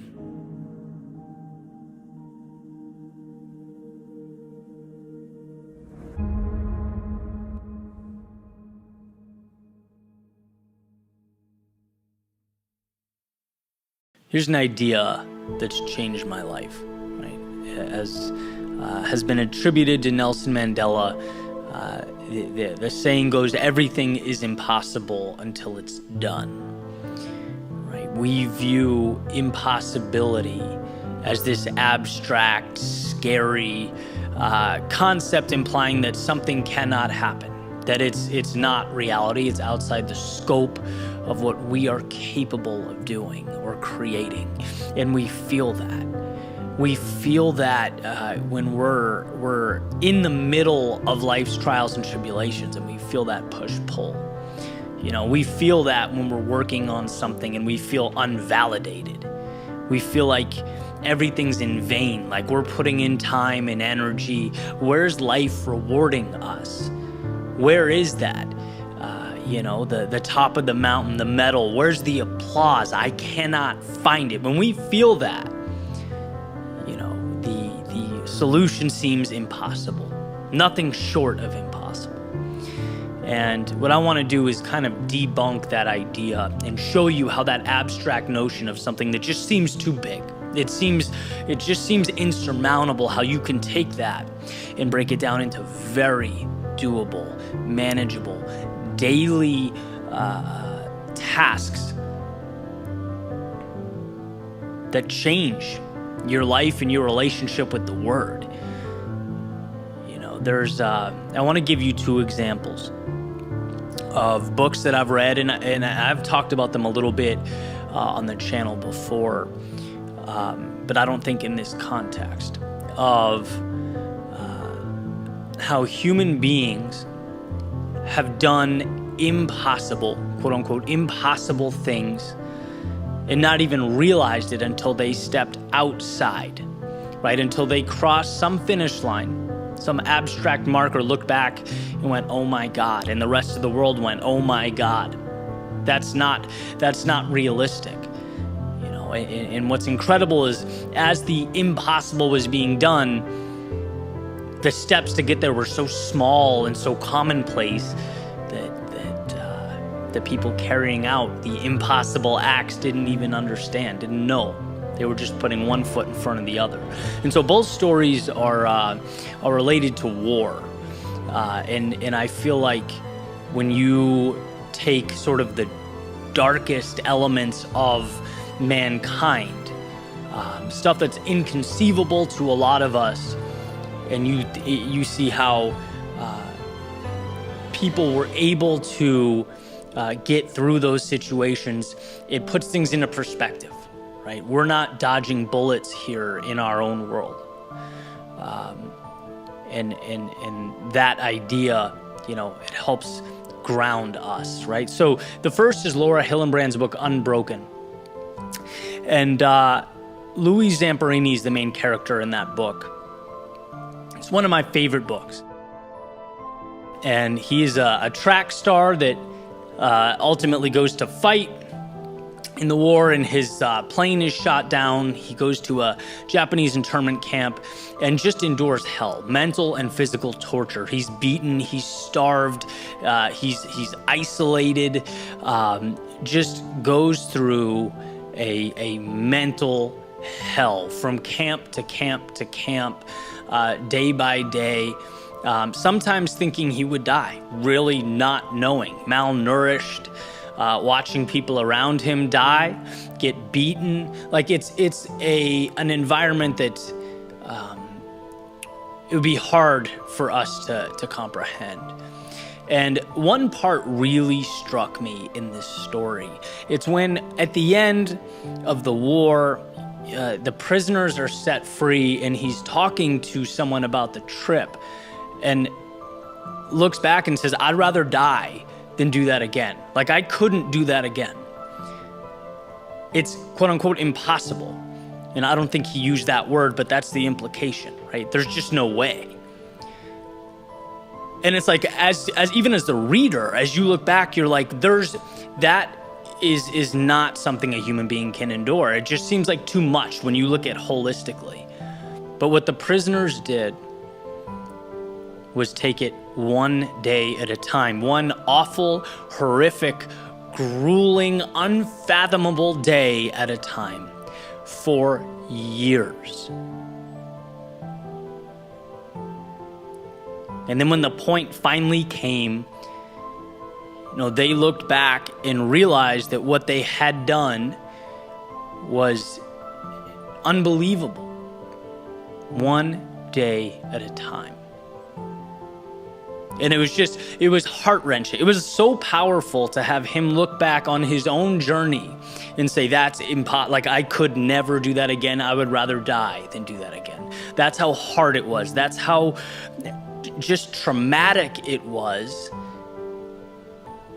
Yet here he was standing tall. Another example is in the book Lone Survivor. Right? Marcus Luttrell is a Navy SEAL, and you know he's in Afghanistan with 3 other Navy SEALs who are killed in action. And there's a point where he is by himself, bit through his tongue. He had a broken back. He was mangled, and he crawls 7 miles through the mountains in Afghanistan while being shot at and taking enemy fire. And the portrayal of just slowly moving your body forward inch by inch to safety again, is something that's unfathomable. That's impossible. That's not something that we can comprehend. I don't even think it's something he can comprehend, right? And I'm certainly not going to speak for a Navy SEAL, but the idea is it's just unfathomable.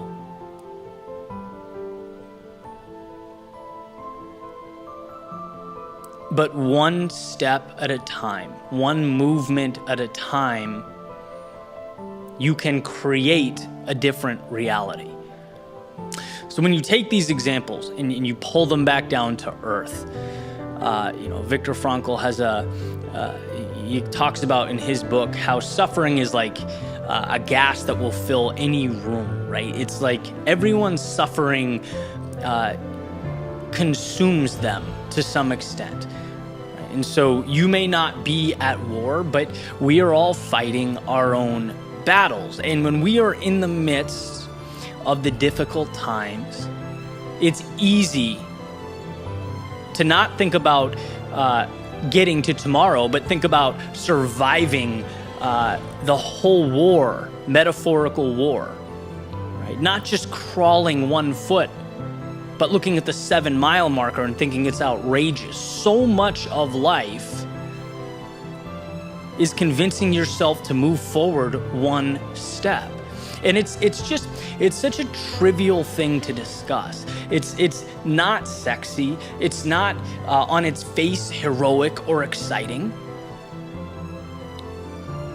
It's the mundane compounded over time. And we need to remember it most when it's hardest to understand. And I talk about it all the time, right? That Nietzsche quote, "Those who were seen dancing were thought to be insane by those who could not hear the music." It is very difficult to stay fixated on a result that is not there. It's one of the most challenging things about changing your life in the world around you.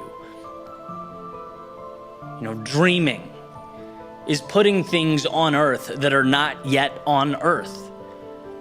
That takes mental fortitude, because each step you take, you have to remind yourself that it's for something, that it means something. When you desperately want applause, because look, it's human. You exert yourself, you exhaust enough energy, any rational person is going to say, why the hell have the stars not aligned yet? I don't understand what I need to do. That's what's interesting. People don't talk about the fact that it makes more sense to quit than to carry on.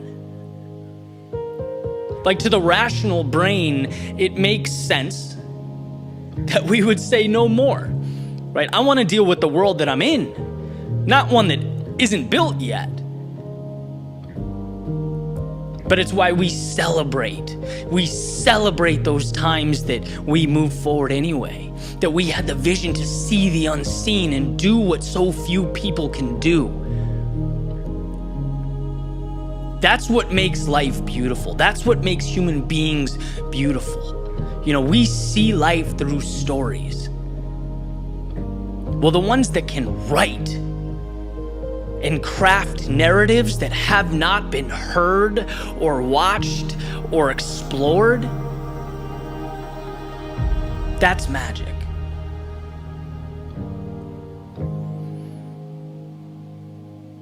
I talk about the evolution of insanity.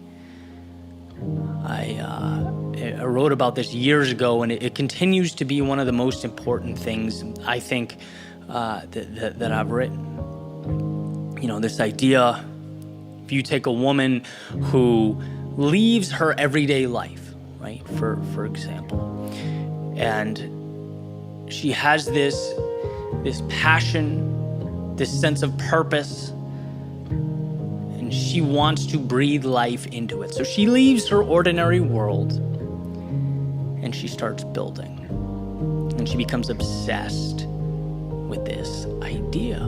And people around her, by the way, who know her as what she was and what she did, right? They know her based on what they saw yesterday. They say, this is weird. But she's locked in, and she gets up and she makes it her focus in life, and she continues forward, and nothing happens. And people point to her. They say, look at her wasting her time, right? She had it all before. This is crazy. And she continues and builds and adjusts and throws her understandings and her knowledge and her experiences against the wall. And when they shatter, she picks them up and builds again and again and again. And people say she's delusional, she's insane, she has lost her mind. But she hangs in.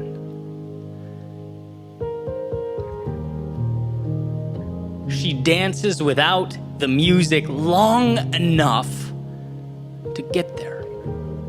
To wherever there is, she gets there. And now the perception's different. Now it's exciting. Now she's not insane to the world around her. Now she's propped up on a pedestal. Now people want what she has. They want to understand how to build what she built. How can we make what she made? How can we do what she did?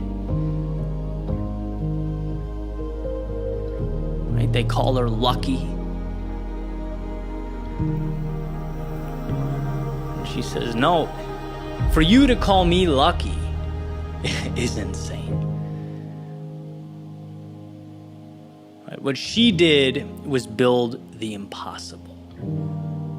With very ordinary, very mundane steps, never losing faith and remembering, and this is the key concept, remembering that all those little trivial steps mean something. And when she steps outside, because we all get there, we will step outside and look back and reflect.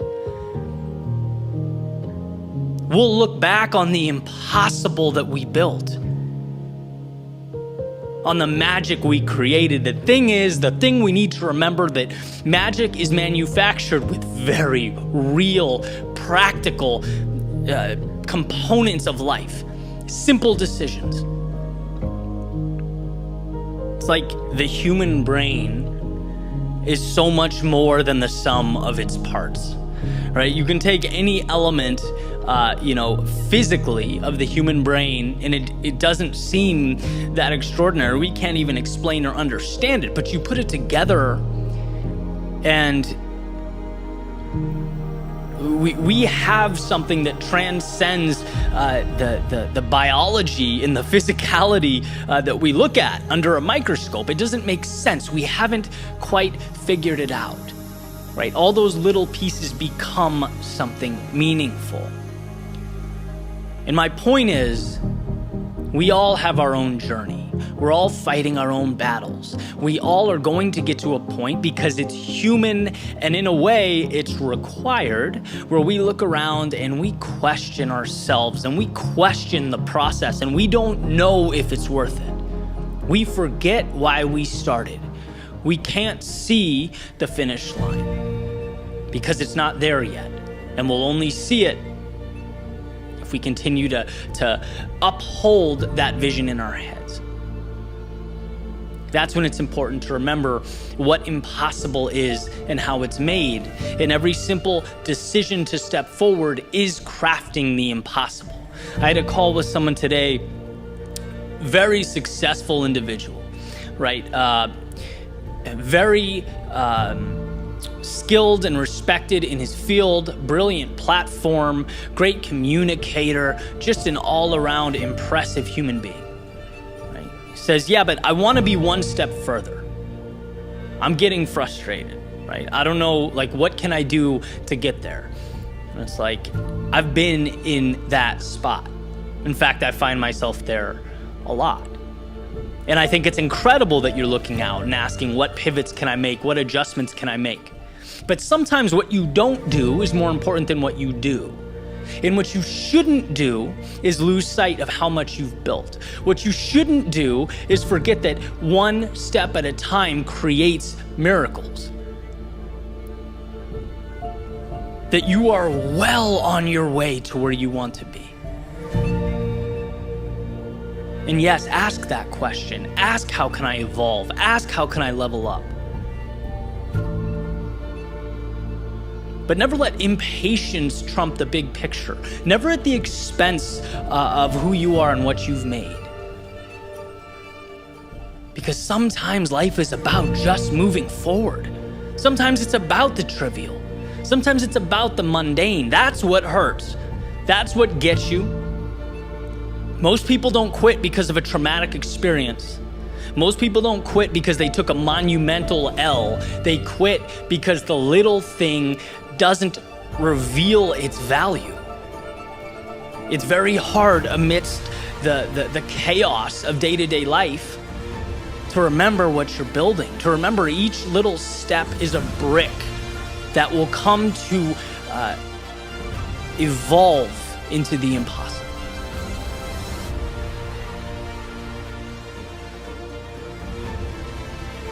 Dance before the music plays. Believe in the song, believe in the melody, believe in yourself, because there will be a point where you get there. And there is a very abstract thing, and it means many different things to many different people, but there will be a point when you arrive. You'll exhale, look back on what you've done, and be thankful. So wherever you are, when you lose sight of your journey, think about that moment. Think about how that will feel looking back on what you've made, and all those times you could have stopped and didn't. All those times you wanted to say no, but you said yes. They mean something. I'm telling you, they mean something, but that is not half as important as the fact that you know it means something. You just need to remind yourself of that fact. So here's to one step more in building the impossible.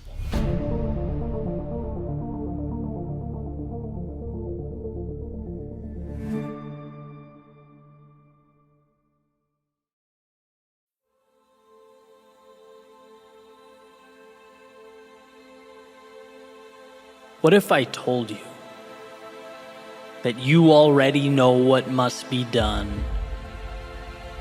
You just need to put yourself in position to do it.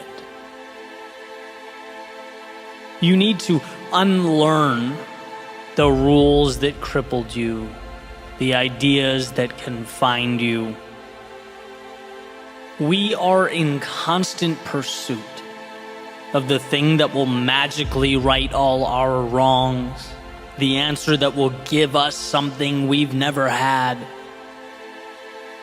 No, everything you need, you have now. You just need to allow it to flourish. Declutter. Simplify. Remove all that unnecessary stuff and walk your path.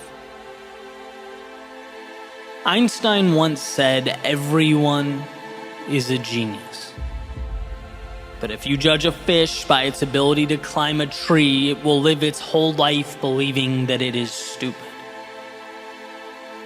And what's great about this is the idea that who we are is not found.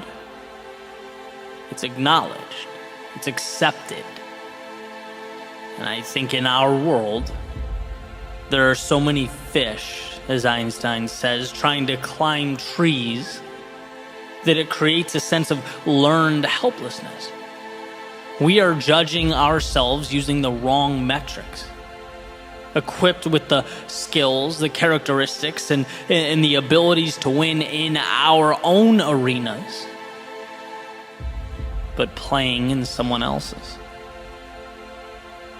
How loyal are you to your own instincts? Do you do what you know is right? Or what you feel obligated to pursue? When was the last time you listened to you? In Tim Grover's Relentless, he introduces a brilliant metaphor. He says, a lion doesn't have to be taught to be a lion. It just is. It hunts, runs, roams, explores, lives life the only way it knows how. Now, if you capture a lion, bring it to the zoo or put it in a cage, it will carry itself differently. It will lie down, move around lazily, sluggishly navigate its little space. To passersby, they'd never know what that lion really is. They'd never know what it looks like in its element. But despite all this, it is still, in fact, a lion. It maintains that killer instinct. His characteristics haven't disappeared. And if it were released from the cage, it would go right back to doing what lions do, being what lions are meant to be. It just has to ditch the cage. And the point is, perhaps, so do you. There's a little light in your soul that waits day and night to explode into something meaningful, where your nature meets your environment, where the I shouldn't do this, the odds are impossible, the I'm not good enough, I can't lose what I have now, where all that fades away, where it's left behind you. And you're finally free to reign over your own territory, your own life, your own empire. See, we constantly feel like our glasses are empty, like we're missing pieces, in need of something, just one more thing. That will be our answer. That's all we need. And I can say with confidence, it's not about what you need. It's about what you no longer need. It's about mitigating the noise so what matters can shine through. Removing those people in your life that drag you down or add no value. It's about getting rid of the things that make your world unnecessarily complex. Removing the need for immediate validation, success, and accolades. And instead embracing the little hinges in your life that, as W. Clement Stone said, will ultimately swing the biggest doors. We all have the lock, the key, and the map right there, amidst the trivialities of our day-to-day. And we walk right by them, look right at them, we pick them up and put them down. But have we learned to truly see them? Everything starts with that awareness. And my life did not change until I recognized that. Until I began asking myself questions I'd never asked before. Big picture questions. Obvious questions. But just because it's obvious doesn't mean it's always intuitive, right? What do I want out of life? What is important to me? What's something I love doing that I can dedicate myself to? That I can commit to being great at long term? That I'm so immersed in that when the inevitable down times arrive, the losses, when the doubt and insecurity creeps in, I can keep moving forward because I'm so in love with the process that I don't let the little things like that define me. As Jordan Peterson famously puts it, choose your sacrifice. A life of meaning isn't easy, but there's nothing more fulfilling. Because when you embark upon that journey, it allows for the evolution of the self. We can become something more. As Nietzsche says, those who have a why to live can bear almost any how. We equip ourselves for anything the universe can throw at us. We position ourselves to evolve. Viktor Frankl says man's main concern is not to gain pleasure or to avoid pain, but rather to see meaning in his life. To align yourself with and pursue that which is your reason for living, that's how we transcend the day-to-day life we've come to know. When we breathe in possibility, dance with the infinite, and of course, something of this magnitude. It consists of ups and downs. It's not the easy road, but it's the one worth taking. Our metaphorical lion doesn't succeed every time he's prowling for food, but he doesn't roll over and die. He doesn't recede or quit being a lion. He gets up tomorrow and does it again. Because it's who the lion is. And while life doesn't unfold until you find that same thing for yourself. And people say, well, I don't know. That's the problem. I have no idea. That's not the problem. That's the essence of life. That's the beauty. You're here to explore and find that for yourself. But the power is knowing you're not looking for something or someone to save you. You're looking for an environment in which you can best be you. You're looking for the right terrain to share your gift with the world. If you have what you need, then you're not looking for the product. You're looking for the delivery mechanism, the vehicle to nurture and transport your value to a world that desperately needs it.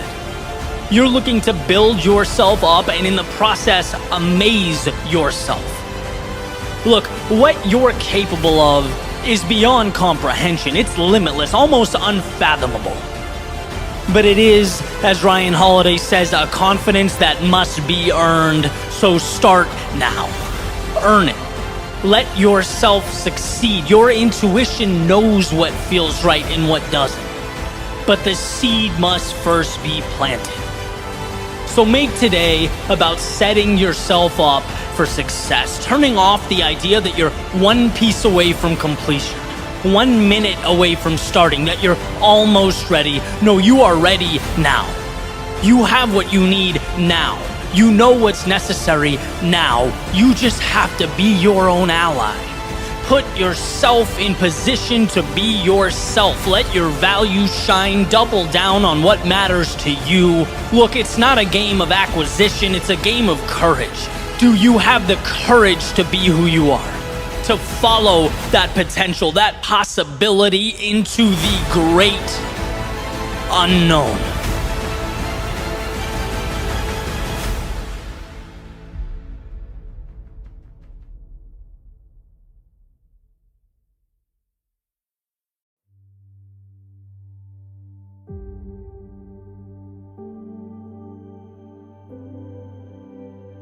Sometimes what we need most is not what we think we need most.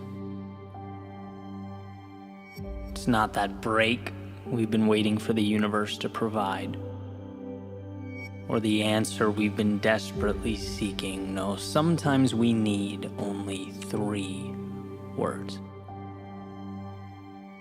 Don't give up. Don't turn back now. And see, I know you want to. And that the meaningful thing, the right thing, requires we give all of ourselves. It, metaphorically speaking, is the most expensive, exhausting, sometimes disheartening.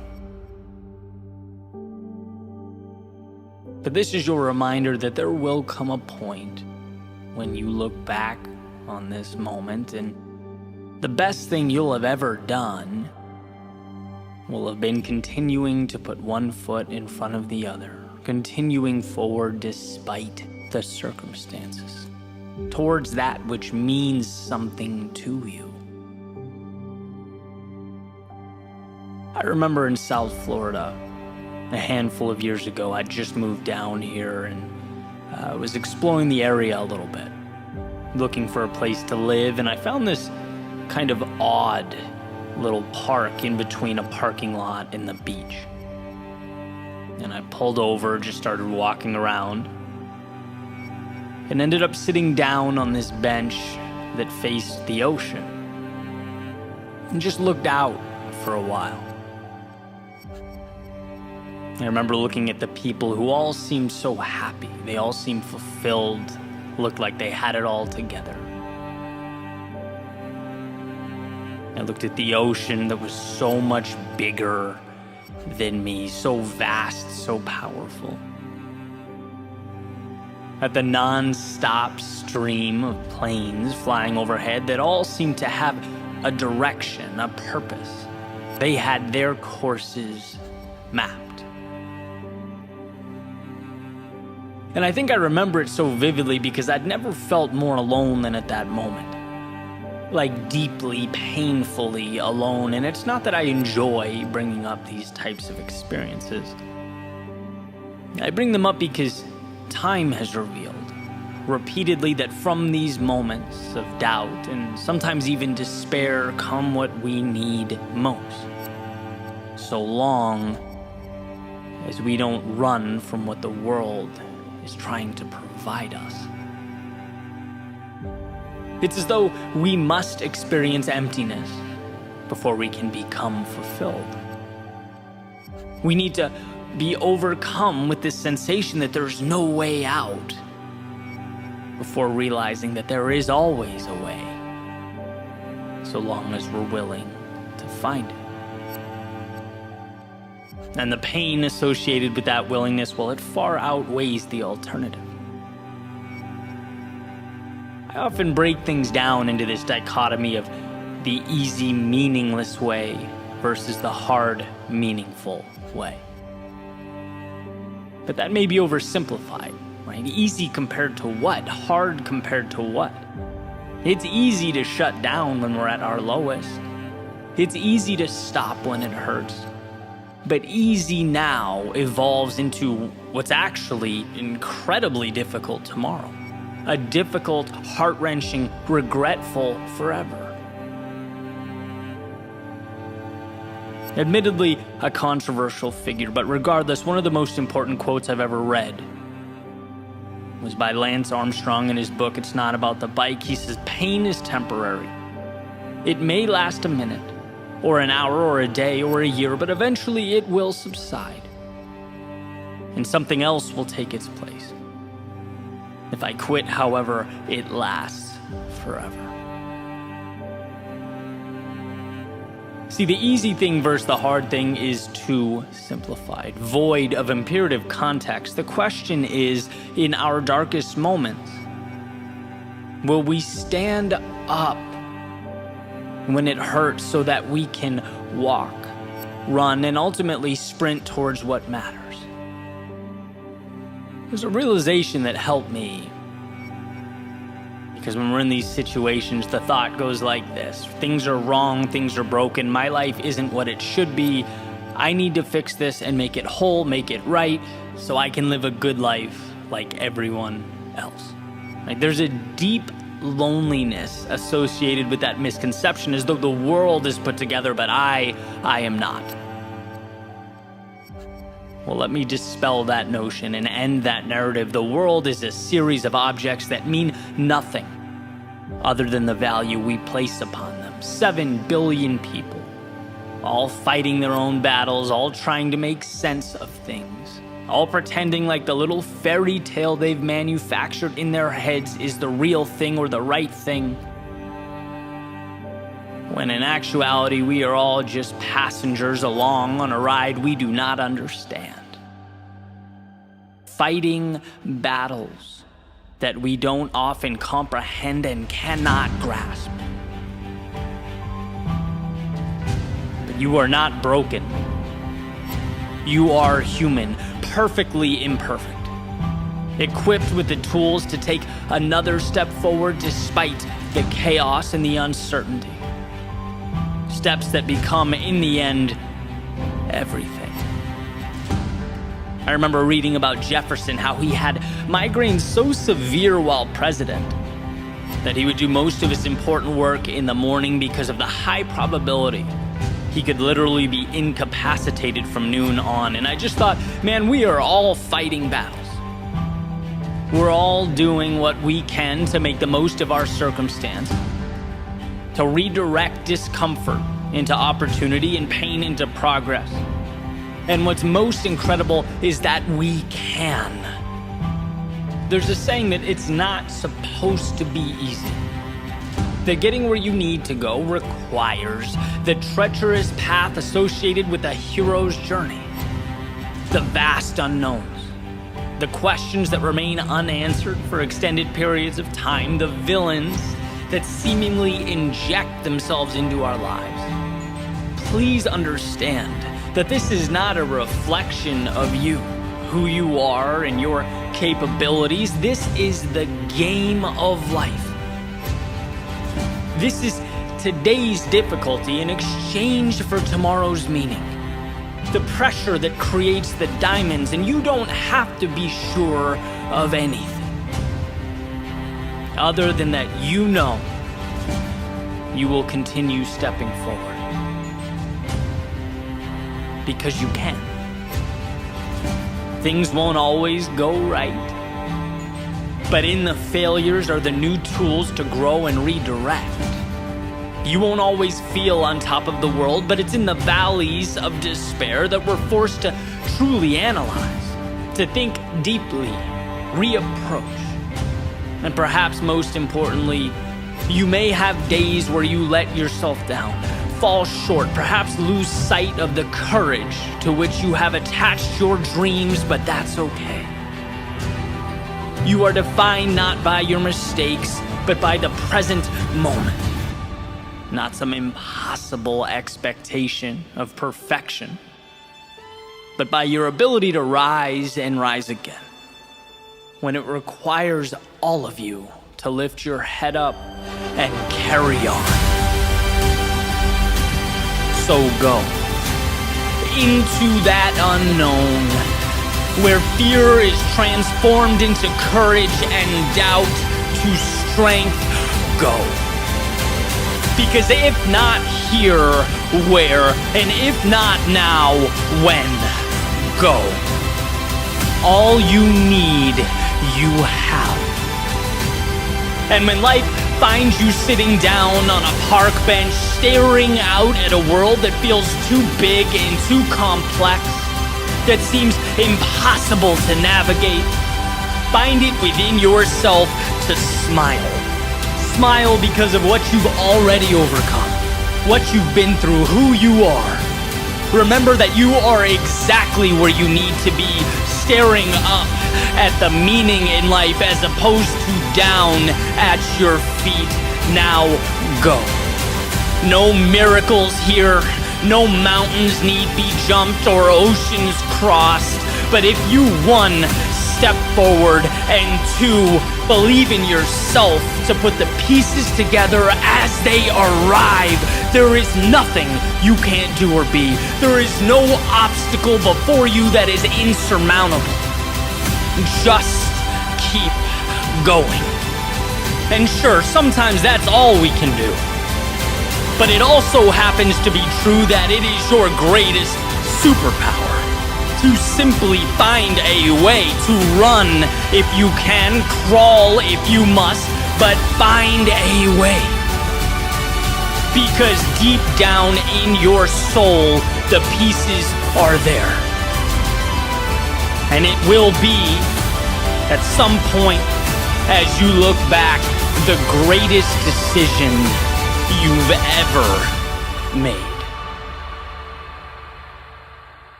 Hold the vision, but trust the process. An idea that should act as our North Star, right? As we make our way through life, it proposes believing in a goal,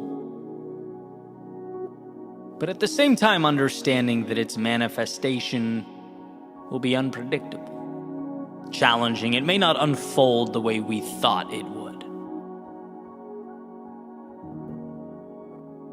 To me, though, the most challenging aspect of personal growth, of building the things that matter, creating realities we dream of, it's the mandatory dance we must do with time. The patience that's woven into the equation, it's the empty spaces that we tend to use for manufacturing doubt and disbelief when life has given us nothing to react to. It's like we create monsters in our heads. And it's really an incredible thing when you think about it, right? I look back on the past decade of my life, and the hardest parts, and some were excruciating, they were pain derived from what I knew I hadn't yet accomplished. It was a feeling like I wasn't moving fast enough, like the winners in life had that over there and all I had was this over here. A completely nonsensical narrative, but one that certainly felt real. Discomfort from the delta or the gap between what I wanted and what I had. A feeling that would randomly dip in and out of my conscious mind as I sort of chipped away at my goals day in and day out. And I started to wonder, how can I better position myself to grow, to maintain that ambition, but also to do it with less anxiety, right? As I stated a few seconds ago, hold that vision, but perhaps improve my trust and relationship with the process. My ability to immerse myself in various pursuits without dwelling on the fact that I hadn't yet arrived. Because look, I know this game. We all know this game. There's always going to be another finish line to cross. That's a great thing, but can also, when we're not looking at it correctly, be to our detriment. There are always higher numbers to achieve. Again, incredible opportunity, but with the wrong perspective, dangerous. If you can't find a way to appreciate the now while you climb, you will be forever lost. There will always be a hole that's never filled. I think we need to be better about supporting ourselves along this journey. No one can be there for me like I can, and I think that's true for everyone. We need to be our greatest allies. So I brought this question up, as I tend to do, with a few of my friends, right, with different perspectives. They look at the world a little differently. And basically asked, how can we get out of our own way? Is there a lane to both be tenacious in our pursuit of evolution, to continue doing the things that excite and challenge us, while also being a little easier on ourselves, trusting that dance we do with time as the process unfolds? And so I present this question to one of my friends sitting across from me at the table, and he thinks about it. He says, Eddie, well, that's what's gotten you where you are. That feeling like there's always more. It's the reason for the success you've had and the success you'll have in the future. It's what will push you. It's why you will succeed. People that accomplish things are never satisfied. Jordan was never satisfied. He was never happy. And in that context, greatness and happiness are not compatible. And I took it in. I certainly appreciated the perspective, right? In many ways, I think he's right. Sort of reminded me of the idea behind Tim Grover's book, Relentless, that it's an obsession that must take place. It doesn't leave room for much else, right? Incredibly valuable to understand, if anything, just to see, just to grasp what it means to achieve in a world of obstacles. But truthfully, I wasn't entirely satisfied, right? How can we better visualize the process so that we're more powerful allies to ourselves? That's what I wanted to understand. And a short time later, I'm at the kitchen table, kind of going over some analytics for social media, like YouTube channel, podcasts, stuff like that. And my father, who happened to fly in from Boston, he's at the kitchen table with me. We're having some coffee, and I made a comment about the trajectory of the numbers. I forget that particular week. Maybe it was higher or lower than expected. I don't really remember. But he made this comment about the patience that I've had with the channel over the years. Just an offhand remark. He said, the numbers are like the S&P 500, right? The stock market. There are days when it drops, there are days when it rises, but over the long haul, it's steadily pointed up and it continues to point up. And I found that so interesting. I harp on the small things a lot on this channel, the little breakthroughs that pave the way for larger transformation, ideas that change the way we look at things, which ultimately change the way we act, which change the results we get, and this happened to be one of them. It hit me just right.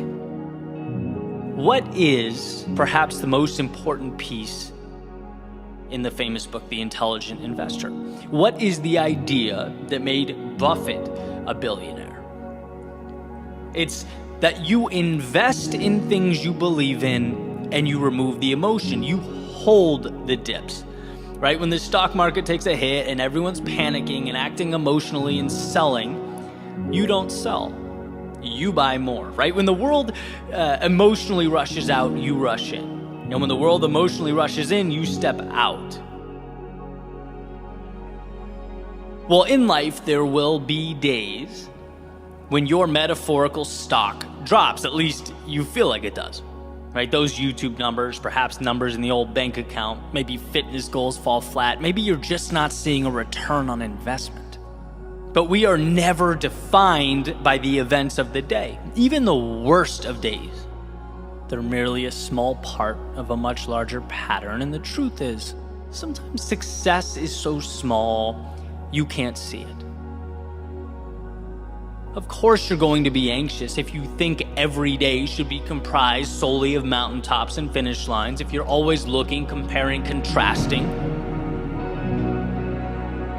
But sometimes success is 0.00001% better. Sometimes success looks like the S&P 500 taking a hit, dropping for a day, a week, or a month. Sometimes growth doesn't look like what we want growth to look like. But just like intelligent investors, you are putting your money in the belief that at a certain point down the road, the value will be higher then than it is now. And this idea has been everything to me, particularly on the days when it feels like things are going backwards, over periods of time where I feel like I've been standing still, where the voice in my head is presenting all kinds of scenarios that I could have been better or done more, and maybe so. But these times are nothing more than data points. They are steps along the way. And knowing this, it essentially frees me from the delusion that growth is always visible, that I can always look around and see visible triumph. It allows me to march towards my goals and my dreams, having a renewed relationship with each step. There's a saying that we need to keep our head in the clouds and our feet on the ground. Life is a continual juggling of extremes, and I think this gets it right. Our strength is in the ability to take those steps, each one a message to the universe that we are stronger than we were yesterday. But what makes our journeys truly divine is that they aren't comprised of or built with those steps like a house of cards, where one wrong move or some delay will cause the whole thing to fall, to come crashing down. No, what makes the journey divine is the infinite number of paths that can bring about its materialization. There are no wrong paths. Some arrive sooner, some arrive later, some mid-journey cause us to realize that the compass wasn't even pointed in the right destination, right? They change what it means to arrive. But the point is, every step is required, every step is a miracle, but the power is not contained solely in one step, but rather what we choose to make of all the steps combined. The dips, the lows, and the losses only have significance if we give them significance. Otherwise, They're just a few stops along the way to something beautiful. So why exhaust energy on data points that haven't arrived yet, on destinations in the future? Destinations that we trust ourselves to figure out anyway. Our emphasis should be on the present moment, on gratitude for the fact that we get to wake up and choose the pursuits that we've chosen. And some days, those pursuits will feel like the miracles that they are. We'll see the finish lines, the mountaintops. We'll feel triumphant. And some days, those victories will be hidden in plain view, but they are there nonetheless. As we make our way into the great unknown that is life, piecing each second, each minute, each hour together to become the path leading us where we need to be most.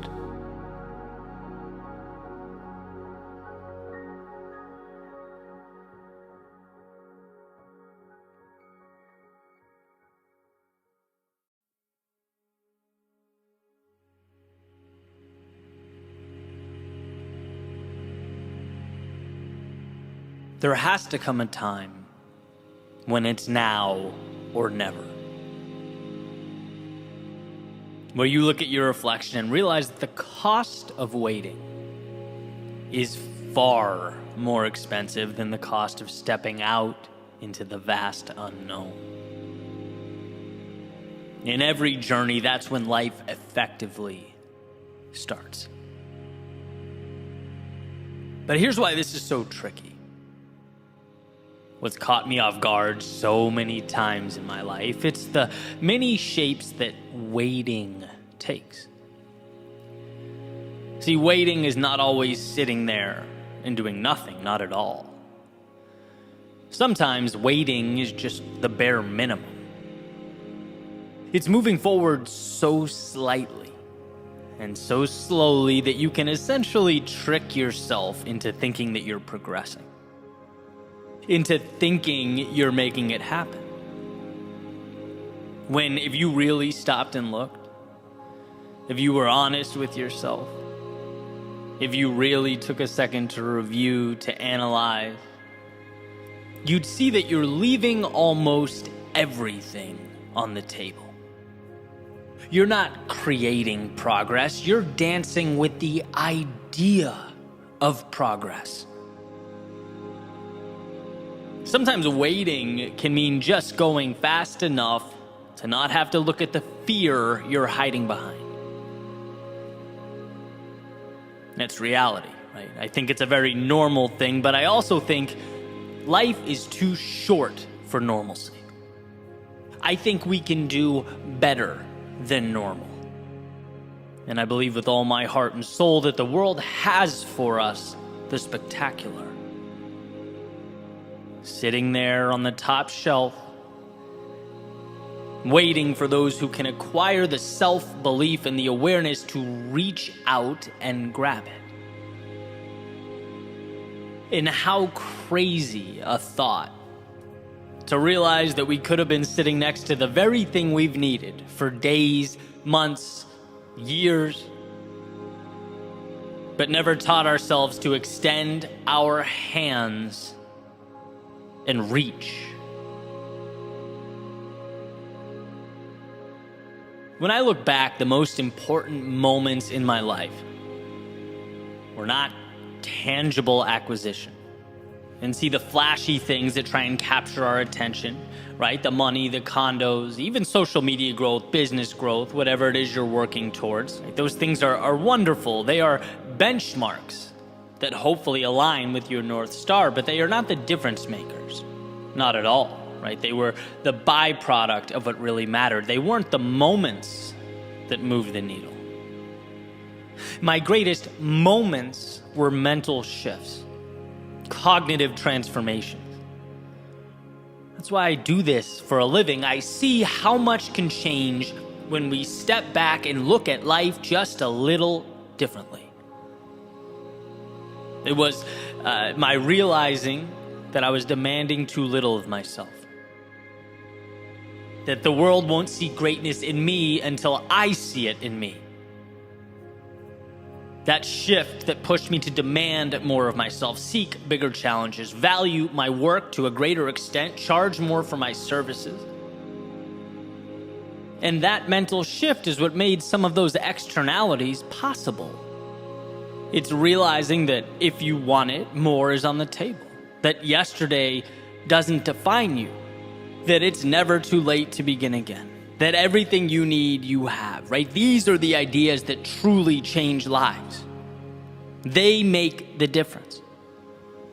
And if we don't become aware of these things, we leave them in the rear view. We walk right by them.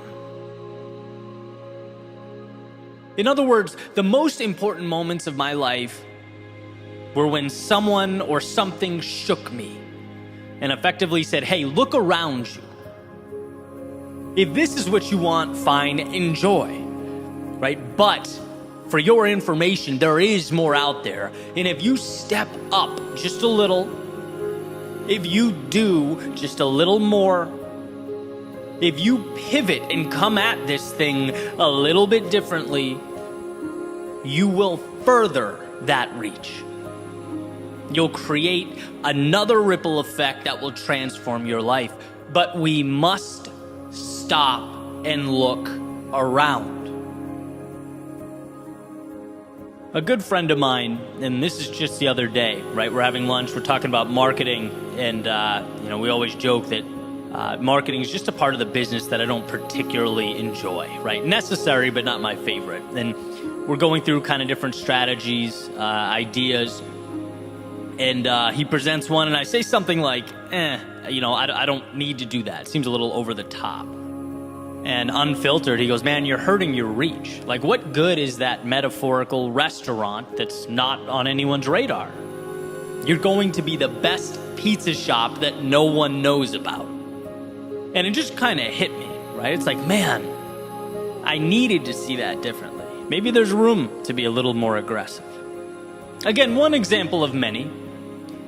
And not every time is the idea or opportunity the right one or necessary one, right? But at least you stopped. At least you thought about it. At least you contrasted where you are with the potential upside of doing something differently. That is where we leave opportunity on the table. We most often, myself included, paint regret as this, the result of this blatant walking away from something. A deliberate declaration, sort of a, oh no, I'm not doing that, no way. And sure, sometimes that's the case, right? Sometimes we're cognizant of our fear and decline to move forward, but I wonder how often our neglect or refusal is softer, more subtle.